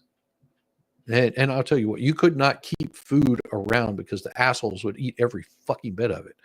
If I bought a container of milk, just a small container of milk, I'm like, oh, I'm going to have some milk with my breakfast in the morning. Some asshole would get up 2:00 in the fucking night, drink my goddamn milk. I couldn't even have some cereal or milk with my cereal in the morning. That's the kind of assholes I lived with. I got to the point where I spent like $60. I bought a cheap ass freezer from, I think it was Walmart or some crap like that. One of those little box freezers. And I put all my food in there and then put a fucking padlock on it just so they would stop taking my damn food. It was one of those little fridge freezers. So you had a fridge on the bottom. That's where I keep my beer. Roommates, yeah, let them taste your balls. Absolutely. Especially the lesbians. Those are the best ones. Yes, it's hard but gratifying. As a first generation American, I live at home with my family. I contribute to our household finances. That payment is a lot for me, and so many others like me, said Calazanes, who is originally from Brazil. In her role as managing director for Student Debt Crisis Center, Calazanes says she has been telling people to stay up to date on developments by using the loan simulator on the Federal Student Aid website, reading updated information. Student Debt Crisis Center, what a bunch of fucking criminals. I'm sorry. If you want to know what Student Debt Crisis Center is, those are the ones that used to run those fucking ads that say, oh, let's consolidate your loans into one fucking loan. Yeah, these are those assholes. It's a scam. Stay away from these fucking people. Because they will end up costing you more money than you freaking know. They're basically wanting to take your loan away and take it over. They bought your loan for pennies on the dollar. Stay away from these asses. There's a lot of confusion about student loans. Man, these people are freaking crooks. Yeah, loan sharks. Exactly. You end up costing more money going through these people. Yeah, if I'm not mistaken, if I look up the Student Loan Crisis Center, let's see, I'm gonna pull this up because I've heard about this. Let's see.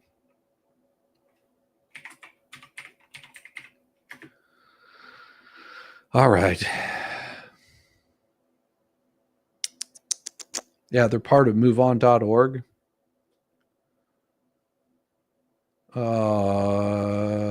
Student loan. Yep. There it is.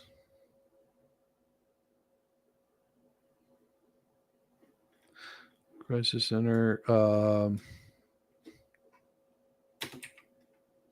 Versus. Let's see. Where is it? Does anyone receive emails from Student Debt Crisis Center? Yes. About us, Student Debt Crisis Center, Student Debt Crisis Center, Student Debt. Yeah, you can't. Yeah, they're part of moveon.org. This SDCC is a nonprofit that centers the needs and voices of borrowers to impact the public policy at the end of student debt crisis.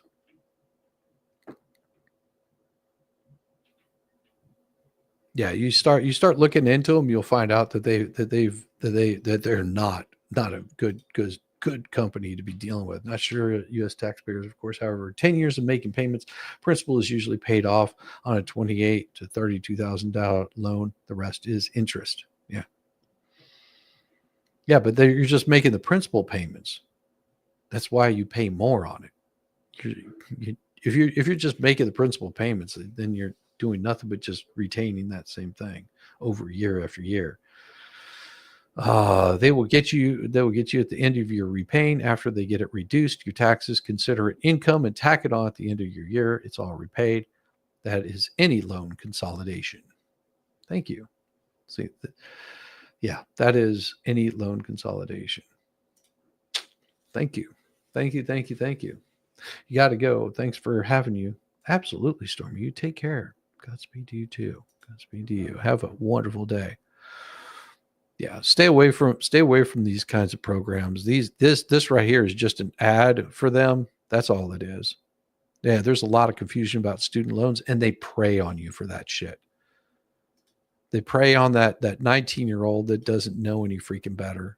And next thing you know, they're in debt over their head and have no idea how they got there. So now we get to talk about a country that was doing oh so well under Biden. It was doing more wonderful than any other country had ever been. It was the most wonderful country in the world. They were having such a great time under Joe Biden. And who would that be? Germany. Their economy is now in trouble. The government's collapse and Trump's return brings more risk. What happened with them? And why are they reporting it from Warsaw, Poland? Not Germany.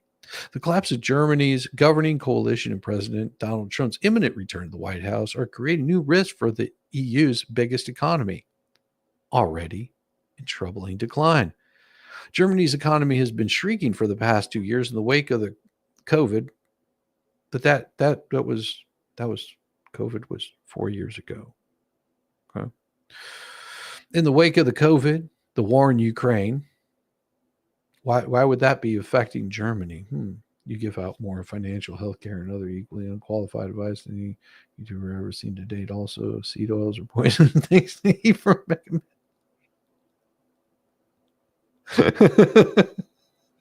That's funny. I don't give out any information, unqualified. Absolutely. Seed oils are poison. I don't know what you're talking about.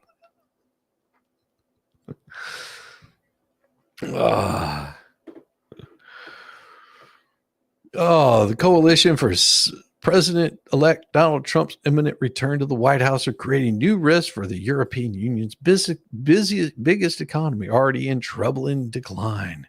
Germany's economy has been shrinking for the past 2 years in the wake of all this bullshit. Chancellor Olaf Scholz's fractious three-coalition party failed to find a way forward on any issue. The situation came to a head Wednesday after Scholz announced he was firing the financial minister, Christian Lindner. The move effectively meant the collapse of the chancellor's coalition, which relied on Linder's pro-business, free Democratic Party. The coalition breakdown followed weeks of internal disputes over how to burst Germany's ailing economy.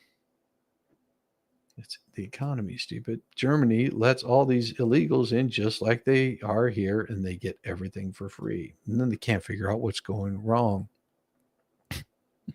Scholz said he planned to seek out a vote of confidence in Parliament on January 15th, a move that could lead to an early election in the end of March if he loses. Germany's next regularly scheduled election is not until September. In the meantime, he said he would reach out to opposition leader Friedrich Merz at the center-right Christian Democrats to discuss the idea for strengthening the country's economy and defense. Imagine. You're so late. Good morning, Shizzy and all. Absolutely. Germany, I just found out yesterday that my job sells products from Germany manufacturing company established in 1852. Makes me wonder what their stance was on. Well, we know what the New York Times stance was. We also know what the Democrat stance was on that particular person. Remember?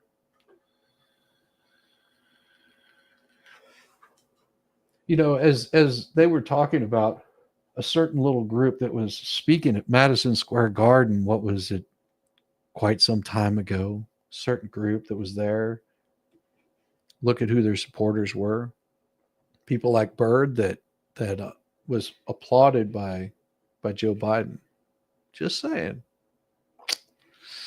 Yeah, they didn't. We're not allowed to talk about those kinds of things here. That gets you in trouble. Every additional day in this federal government is a lost day. We demand new elections as soon as possible, said Durka, president of the German wholesale lobby, BGA. Germany needs an economic turnaround. We have to turn the tide before the waves get too high. Well, you guys already screwed the pooch. If you're wondering why Germany is failing, it's because of bad policies. The Democrats got in control. Bad policies. They came in the fine hours of the day in which European leaders begin to digest the certainty of another Trump presidency, which will still have serious implications for European security and the economy. Why? Because America has been carrying European coalition on its back for decades now. The only relief that America had was whenever they said, you want this to happen, you guys are going to have to chip in. You're going to have to show a little bit of effort. Lexi, that was funny. It was funny. I'm not giving you a hard time, Lexi. I agree. That was absolutely hilarious. Good morning, Heidi. Good morning, Diane G. At the European level, political instability in Germany is not good news. You think? Antonio, vice president of the Italian think tank, IPIS, said, noting that a strong Franco-German alliance at the center of the European Union provided an important counterweight during Trump's first presidency. Yeah. This is what happens when oligarchs get shifted out of power. Trump has threatened to withdraw of NATO commitments. What was the NATO commitments?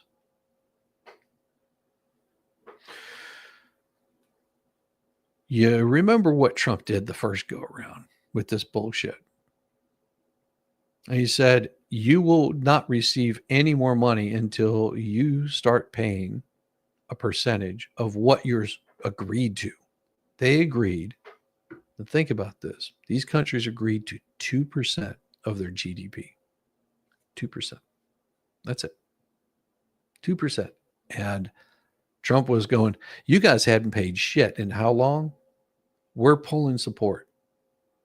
If you want to F around, and we're carrying the backs of the European countries, if we've got your back covered, we're done. Because you need us more than we need you. Why are we paying into this for your defense? You need to pay into this for the defense of your own country. If you're not doing that, see you bye. Because we don't need you. You apparently need us. So start chipping in your fair share, assholes. He has also threatened to slap tariffs on up to 20% on goods from the EU, yes. And even higher tariffs on goods from China, yes. See, tariffs work two ways. Tariffs work two ways. Those tariffs that he wants to impose on the EU are tariffs that we have already in place. Okay. If you want to purchase something from the EU, you're paying for tariffs on that. $100 is still $100. You're still paying those tariffs. Those tariffs are going to those countries. And those are tariffs on the United States. And the tariffs on American goods going to Europe is much less. You're still paying them, but it's much less. And so America has said, you know what? We're going to place tariffs on every single one of those goods. People need to understand that we need to bring manufacturing back to the U.S. That's how costs can be lowered. Make products here, get them fresher, faster. Yes. Trump has threatened to withdraw NATO commitments, tariffs, raising the prospect of trade war with Washington. Washington's Europe. No. See, this is where the AP has it wrong. Washington has no allies. Washington has nothing. Washington does not exist without the rest of the United States. So whenever they say European allies, what they mean is America's allies. There is not going to be a trade war between America and Europe. They'll get it resolved as they always do. This has nothing to do with Washington. We need to take that power away from Washington again, to think that they have allies that the rest of the United States doesn't. Stop separating us. Stop segregating us. We will take it no more. Tariffs would deal a sharp blow to German exports and serve another painful setback to an economy long powered by cheap and plentiful energy from Russia. Go figure. Yet we shut down our gas pipelines here in the United States that would have brought power to millions of people. German industry has still not fully recovered from the shocks of the coup. Then came Russia's full-scale invasion of Ukraine, which had nothing to do with Germany, unless Germany was doing some shady shit, which led to Germany and other Western countries to cut themselves off from Russia's gas and oil. Oh, yeah. Yeah. Competition from China, including its electric vehicles, has meanwhile forced German and other European car makers to lower production and lay off workers. That sounds like a you problem. Seems like you should have thought about that shit in the first place. Political developments over the last 24 hours have further darkened the already bleak short-term outlook for the German economy. A second term in office for Donald Trump in the U.S. with the expected new trade tensions will hit the German economy, which has 10% of its exports going into the U.S.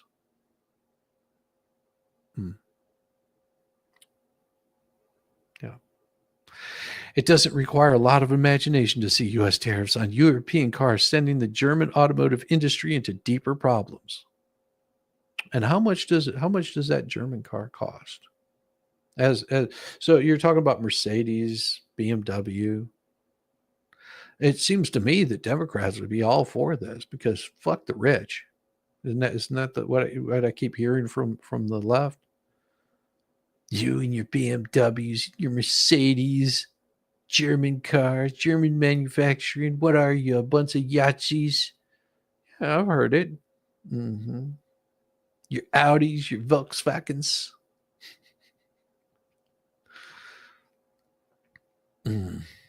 Other analysts say Trump's embrace of tariffs might actually benefit Germany's automobile industry, whose woes have been one of the reasons for the weakening economy. While Trump has threatened to impose new tariffs on European products, Joe Biden has already placed a 100% tariffs on Chinese electric vehicles, which are flooding the global market because he was forced to. Your Volkswagen is a good car. Hell yeah. I will say German manufacturing has got to be some of the top-notch vehicles. Your Audis, which are basically no different than your Volkswagens, just with different price tags, sort of like the difference between how would you put an Audi and a Volkswagen? I would say the difference between an Audi and a Volkswagen is like the difference between a Honda and a Acura, or a Toyota Camry, versus a Lexus. They're basically the same vehicle, just a little bit of extra frills thrown to it. Trump can save German automotive sector by keeping the tariffs on Chinese EVs. Daniel Gross, director of the Institute for European Policy Making at Milan's Bocconi University, the United States, is the only market in the world where German car makers do encounter much competition from China. Last month, Volkswagen said it planned to close at least 3 factories in Germany, the first domestic closures in its 87-year history. Well, that might be, and forgive me, Germany, this might be because you started selling shitty fucking EVs. You started going into business with Dodge, selling crappy cars. Yeah, your Land Rovers. Everyone gets all. Oh, look at that Land Rover! Isn't it so pretty? Do you know that those things have German engines in them? Like they have either the Mercedes. Some of them will have transmission that come from Chevy. They're just a mismatch of garbage. Anybody that buys a Land Rover, I feel for you. I would never recommend buying a damn Land Rover, ever. Because they're a mismatch of garbage. Chevy, Pontiac, yeah. Sky's not falling, Chicken Little. That's right. Never has been. Some factories will have to close, but perhaps fewer. Scholz's firing of the financial minister came after his center-left social Democrats and the environmentalist Greens had discussed plans for massive state investments. The Free Democrats, however, rejected the tax increases or changes to Germany's strict self-imposed limits on running up debt. Scholz accused Linder of refusing to find common ground on economic issues, including by publicly calling for what the chancellor said would be tax cuts worth billions for the top earners, while at the same time cutting pensions for all recipients. That is not decent. That's not fair. That's what they've been trying to do in the United States. Schultz, Social Democrats, Vice Chancellor Robert Habeck, Greens and Linders, Free Democrats, a party in recent decades was mostly allied with conservatives. No, not even close. Set out in 2021 to form an ambitious progressive coalition straddling ideological divisions and would modernize Germany. The government can point to achievements preventing an energy crunch after Russia cut off its gas supplies to Germany, initiating the modernization of the military and the series of social reforms. But the impression it left with many Germans is of deepening dysfunction in view of the global political situation and the poor economic development of Germany as a location. We now need a new capable government with its own parliamentary majority as quickly as possible. Then this is why, folks, socialism does not work. It never worked. AMC did with the Javelins, as well as the oddest thing with them. Cars, not two are the same as us were. Yeah. AMC had some issues with a lot of vehicles. Yeah. No different than those. Because I worked on enough Land Rovers. Oh my God, what a mismatch of garbage those things were. I mean, one of them would have an engine of a Mercedes and a transmission of and Jag did that also. Jags did that. They were putting Chevy transmissions in, what was it, the 90s models, Jags, the XJs or whatever the hell those things were. Yeah, it was a Chevy transmission. You ever change the transmission fluid on one of those things? Oh, it's a son of a bitch. I'll tell you. Replacing them, ooh, that's even more fun. Hell, we had one guy that came in with a Land Rover, this company that I worked for, came in with a Land Rover. All the check engine lights were on, every single one of them. And come to find out, whenever they put the transmission back in, because the transmission blew out, he paid 20 grand or some crap like that in labor to replace that thing. And we would have done it for like 1/3 the price, which I know we did, because we had to drop the transmission so we could get to the wiring harness that they crushed up inside of it, so we could rewire it back together, because they cut every damn wire in the wiring harness. Yeah, all the controllers were in the rear of the vehicle. All the computers were in the trunk of the vehicle, and all those wires fed up to that. Cut through half of them whenever they put that transmission in there. All you need is an adapter kit. Worked for Johnny Cash. That's right. That is right. A brand new adapter kit.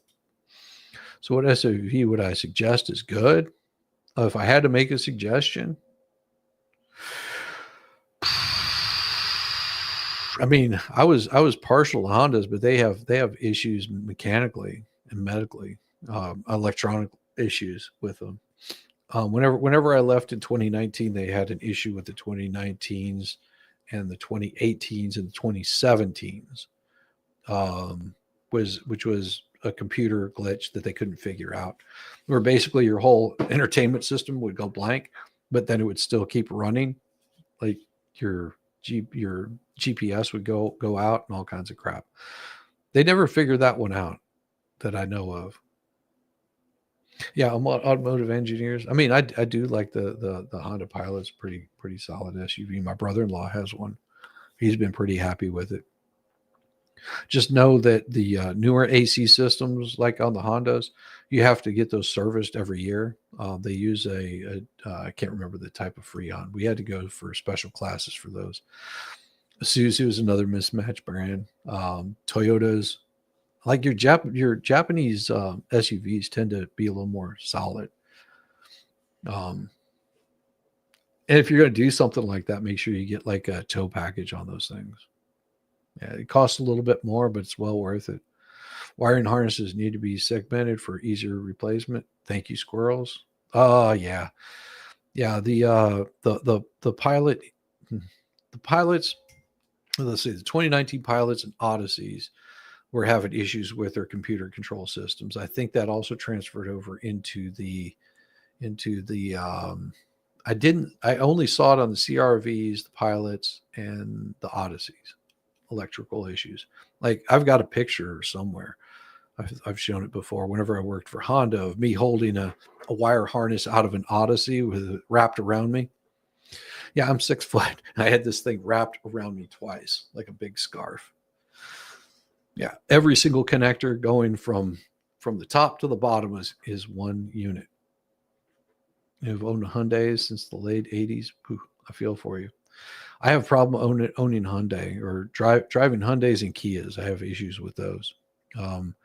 The way that they drive, whenever you get them to high speeds, they almost float, which is scary as shit. Whenever you're doing 90 and all of a sudden it feels like the front end is swaying back and forth. It's really weird. Really weird. Good morning, Rosalind. Good morning, Roz. The Roz. How are you doing? Hey, little D. Good to see you. Good to see you. Good morning. Good morning. Well, we've got that. We covered that. We talked about that one. Talked about that. Talked about that. Talked about that. But we got a new one. What are you going to talk about here? It's not really new, but over the next month, you're going to be hearing a lot about this crap right here. The DOJ evaluating how to wind down 2 federal cases against Trump after his election win. Interesting, huh? Washington Special Counsel Jack Smith is evaluating how to wind down 2 federal cases against Donald Trump before he takes office in light of longstanding Justice Department policy that says sitting presidents cannot be prosecuted. Smith charged Trump last year with plotting to overturn the results of the 2020 presidential election and illegally hoarding classified documents, which was absolutely denied. The appellate court was like, get that shit out of here. Judge turned it down, said, nope, you're done. That was nothing but election interference, and I stick by that 110%. But Trump's election defeat of Camel Toe means that the Justice Department believes he can no longer face prosecution in accordance with decades-old department legal opinions meant to shield presidents from criminal charges while in office. The person familiar with Smith's plans was not authorized to discuss the matter by name because he's a pussy, and spoke on condition anonymity to the AP.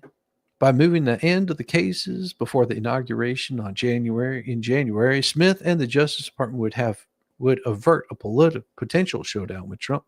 The president-elect said as recently as last month that he would fire Smith, who was appointed in November of 2022 by Attorney General Merrick Garland, within 2 seconds of taking office, which is true. Yeah, he was pretty quick to appoint Smith to this crap because Merrick Garland was salty as shit that he got turned down for becoming a Supreme Court justice. If this doesn't tell you even more so why he should have been turned down as a Supreme Court justice, makes me proud of our constitutional republic. They didn't let that asshole get appointed. Because you think it was bad, the kind of crap that he would have pulled? Ooh, screw you, Merrick Garland. Smith's 2 cases charged Trump with a conspiracy to undo the election results in the run-up to the Capitol riot and retaining top secret records at his Mar-a-Lago estate, which, of course, that right there was no obstruction because the FBI had no right or reason to go for it because those were declassified at the time. The Emperor's Jeep Cherokee is lemons. Yeah, it depends on what year you get. The PTU replaced under extended manufacturer warranty and replacing drive shaft, all warning lights of losing drive power. Yeah, on the Jeep Cherokee, I had a guy that came in that had one that was in mint condition. He goes, man, I can't figure out what's going on with these lights. I have no idea. So I told him, I said, we're going to order you a new unit for it. So we ordered a new unit that was remanufactured, and he paid me extra money to show him what exactly screwed up on his computer. So I cut the damn thing open, pried it open, pulled all of the gel pack out of it, and showed him every single spot where those solders had melted. Yeah. Yeah, I replaced at least 10 of those at the time that I worked for a company. Never got it fixed. Yeah, it was a computer. You have to replace the computer on it. Yeah, 2014, doesn't matter the year, 2014, 2009, 1999, all the same damn shit. Talked about his balls and freezer and then his unit. What a day. You guys are getting Yeah, 2014 Cherokee, same shit. Yeah, wiring issues. That's 90% of what you have wrong with cars.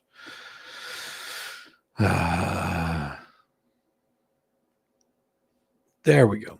Classified documents case has been stalled since July when a Trump-appointed judge, Aileen Cannon, dismissed it on grounds that Smith was illegally appointed. No, that was not why. Okay. Smith has appealed to Atlanta-based 11th U.S. Circuit Court of Appeals, where the request is pending. In the 2020 election interference case, Trump was scheduled to stand trial in March in Washington, where more than 1,000 of his supporters have been convicted of charges for the roles of being just in the Capitol. But the case was halted as Trump pursued his sweeping claims of immunity from prosecution that ultimately landed before the U.S. Supreme Court. Trump could be emboldened by the Supreme Court's ruling in July, which granted former presidents expansive immunity from prosecution for acts taken while in the White House and explicitly put off limits any alleged conduct involving Trump's discussions with the Justice Department that included his efforts using the Justice Department to conduct sham election fraud investigations as part of their bid to stay in power.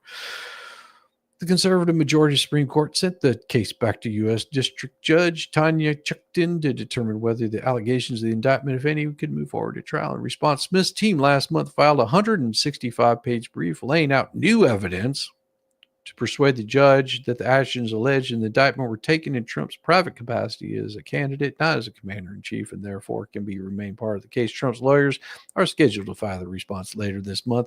Whatever Chutkan rules is expected to be appealed against again in the United States Supreme Court, meaning a possible trial could possibly be a year or more away, minimum a year. Danielle, up early, time for a walk. Yeah, get out there and walk. I'm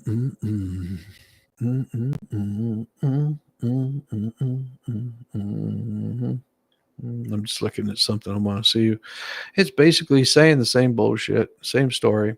So they're going to try to make it sound like it's absolutely horrible. Everything that is horrible. But guess what? There is good news. Because sexist Trump makes history, he chooses first female White House chief. Thank you, PJ Media, for this story. When they're not calling him the little German, what do you call artist with the funny mustache? Democrats have tried every trick in the book to convince us that former and soon-to-be President Donald Trump is a sexist misogynist who hates women. Democrat surrogate Mark Cuban even went so far as to say Trump is intimidated by strong and intelligent women and doesn't like to keep them around him. Well, Trump just proved them all wrong again by making his first cabinet appointment for his next term, and it's an exciting one. Susie Wiles will be the president's White House chief of staff. Not only that, but she's also the first woman to ever hold the job. Wow, amazing, huh? He made the historic announcement earlier this evening. Susie Wiles just helped me achieve one of the greatest political victories in American history and was an integral part of both my 2016 and 2020 successful campaigns. Susie is tough, smart, innovative, and universally admired and respected. Susie will continue to work tirelessly to make America great again. It is a well-deserved honor to have Susie as the first ever female chief of staff in the United States history. I have no doubt that she will make our country proud. Vice President-elect J.D. Vance called Wiles a really good person and said she'll be a huge asset in the White House. Wiles, who was on stage with Trump on early Wednesday morning, has been an integral part of his political career. Most recently, she served as co-chair of his 2024 presidential campaign. Many have called her something of a right-hand man or woman for Trump. Susan Summerall Wiles was born in New Jersey to a former NFL star, broadcaster Pat Summerall, and his wife, Sherry. She attended the University of Maryland, College Park. Wiles got her start in politics working for Jack Kemp and later went on to work on Ronald Reagan's 1980 campaign as a scheduler. She has spent much of her career working for various politicians in Florida, including Rick Scott. Started out with Trump in 2016 as head of his campaign's operations in the Sunshine State. She worked works very well with President Trump. She is a great credit to winning this campaign and being able to make sure that the train didn't go off the rails. I think she's going to do a great job as White House Chief of Staff. Former Congresswoman and Trump surrogate Tulsi Gabbard said of the announcement, Fox News host Laura Ingraham called Wiles a rarity in politics, stating that she wants to get things done rather than seeking recognition. Wiles has also proven that she's not afraid to call out people like Cuban who made ridiculous comments about Trump. On Halloween, she took to X just to do that. I'm told Mike Cuban needs help identifying the strong, intelligent woman surrounding President Trump. Well, here we are. I've been proud to lead this campaign, complimented by Laura McMahon, chair for the transition policy, and Laura Lee Trump, RNC co-chair. You can help us by calling to report the truth with conservative perspective you crave at a dash of style, becoming a PJ Media VIP. Our VIPs are the lifeblood of what they do, invest in their mission. Plus, they receive some great rewards, including exclusive content, podcasts, ad-free experience, and commenting privileges. Just think, it's great to become a VIP on the PJ Media. I need to talk to Megan Fox about that. See if she'll get me a discount. I'll use PJ Media more if they do. I would. I wouldn't say that I was supported by them, but I would cover a little bit more of the conservative edge if it can get the hell out of that stuff. Sounds like a strong woman. Just looked her up. She changes her hair color like you do. Did they tell Jimmy Carter that Kamala won so he can leave the world in peace? Oh, damn. That's cold. That's cold.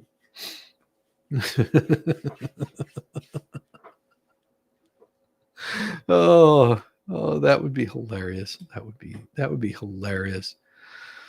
No, I think they should tell him that Trump won. Send him on his way. Hardened criminal Trump. I'm sure Megan would hook you up there, Shizzy. I don't know. See, I really don't know. She probably can't. She probably has to pay for a subscription, I would imagine.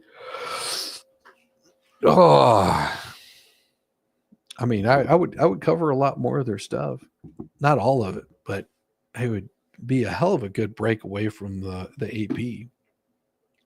I've been thinking about getting a subscription anyway. Person wanted a discount that went to jail. It's a nice person that wanted a discount that went to jail. Oh, that was good. That was good. Oh man. All right. Everybody, I've got to see my wife off. He's making a trip to Oxford, Mississippi to go watch Ole Miss get beat by Georgia. So I've got to go see her off. She is getting ready to head out, and she's going to have a trip with her aunt. They're going to have a blast. Your grandpa died in August of 2020. His last words were literally Trump. And if he doesn't win, we're screwed. Ambulance people asked him who the president was after they found him collapsed. Nice. Sorry to hear that. Read PJ Media without a scripture. Yeah, but see, I would do it so I don't have to get the ads.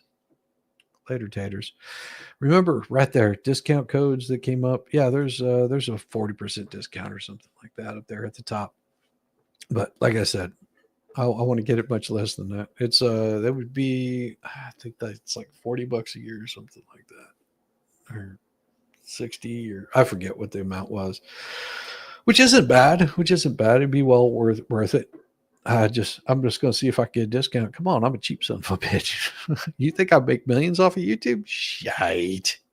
YouTube, luckily, if it even pays my electric bill.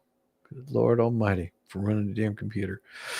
Anyhow, everybody have a wonderful day. I'll see you on the flip side. Make sure that you hit the like and subscribe on your way out. I'm going to be sending you over somewhere. I always forget to do this because I'm a slack ass. That's what it is. Me, professional. You're out of your damn mind. Looks like I'm going to be sending you guys over to Mo.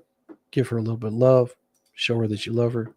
I'll look forward to seeing you guys tonight, possibly over on the Experts. We'll see if that happens.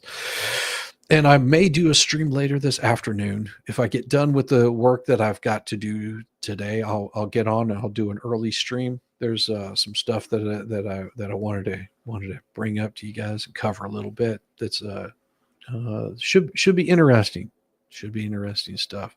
Hopefully we keep politics out of it and we get back to more of the more interesting kind of garbage that's out there, because there is a lot more interesting garbage. Everybody have a wonderful day. We'll see you on the flip side. See you tonight over at the Experts. And say hi to Mo. Hit the like and subscribe, all that neat kind of stuff. Make her feel really good. And she's an absolute sweetheart. So she needs that. She needs that support from you wonderful people. We'll see you soon. Peace, y'all. Bless your heart.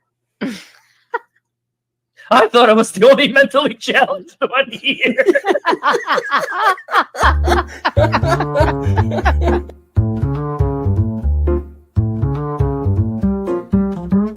Get it, yeah, oh yeah.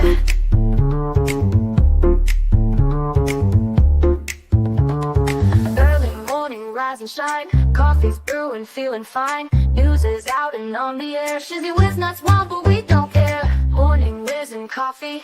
Talk the news, he's a tease. Laugh it off, we're on the go. Shizzy Whiz nuts, start the show. Let's go. Get it, yeah, oh yeah. Headlines spinning in the breeze. Stupid jokes, he's such a tease. Sip the Java, wear a smile. Pants are off, but stay a while. Morning Whiz and Coffee. Talk the news, he's a tease. Laugh it off, we're on the go. Shizzy Whiz, let's start the show. Let's go. Get it, yeah, oh yeah. Headlines spinning in the breeze. Stupid jokes, he's such a tease. Sip the Java, wear a smile. Pants are off, but stay a while. Morning Whiz and Coffee. Talk the news, he's a tease. Laugh it off, we're on the go. Shizzy Whiz, let's start the show. Let's go. Get it, yeah, oh yeah. Serious is overrated. Every day we're caffeinated. Talk the town, but in a jest. Morning Whiz is always best.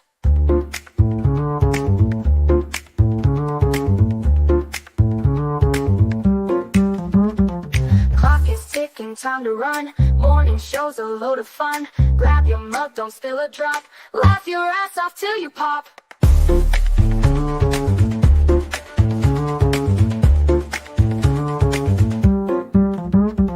Clock is ticking, time to run. Morning show's a load of fun. Grab your mug, don't spill a drop. Laugh your ass off till you pop.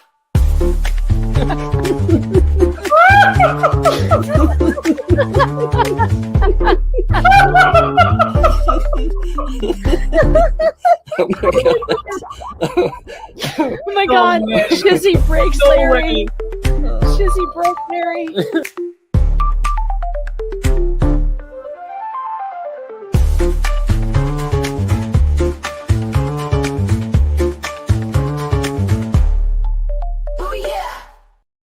Why are you still here? You know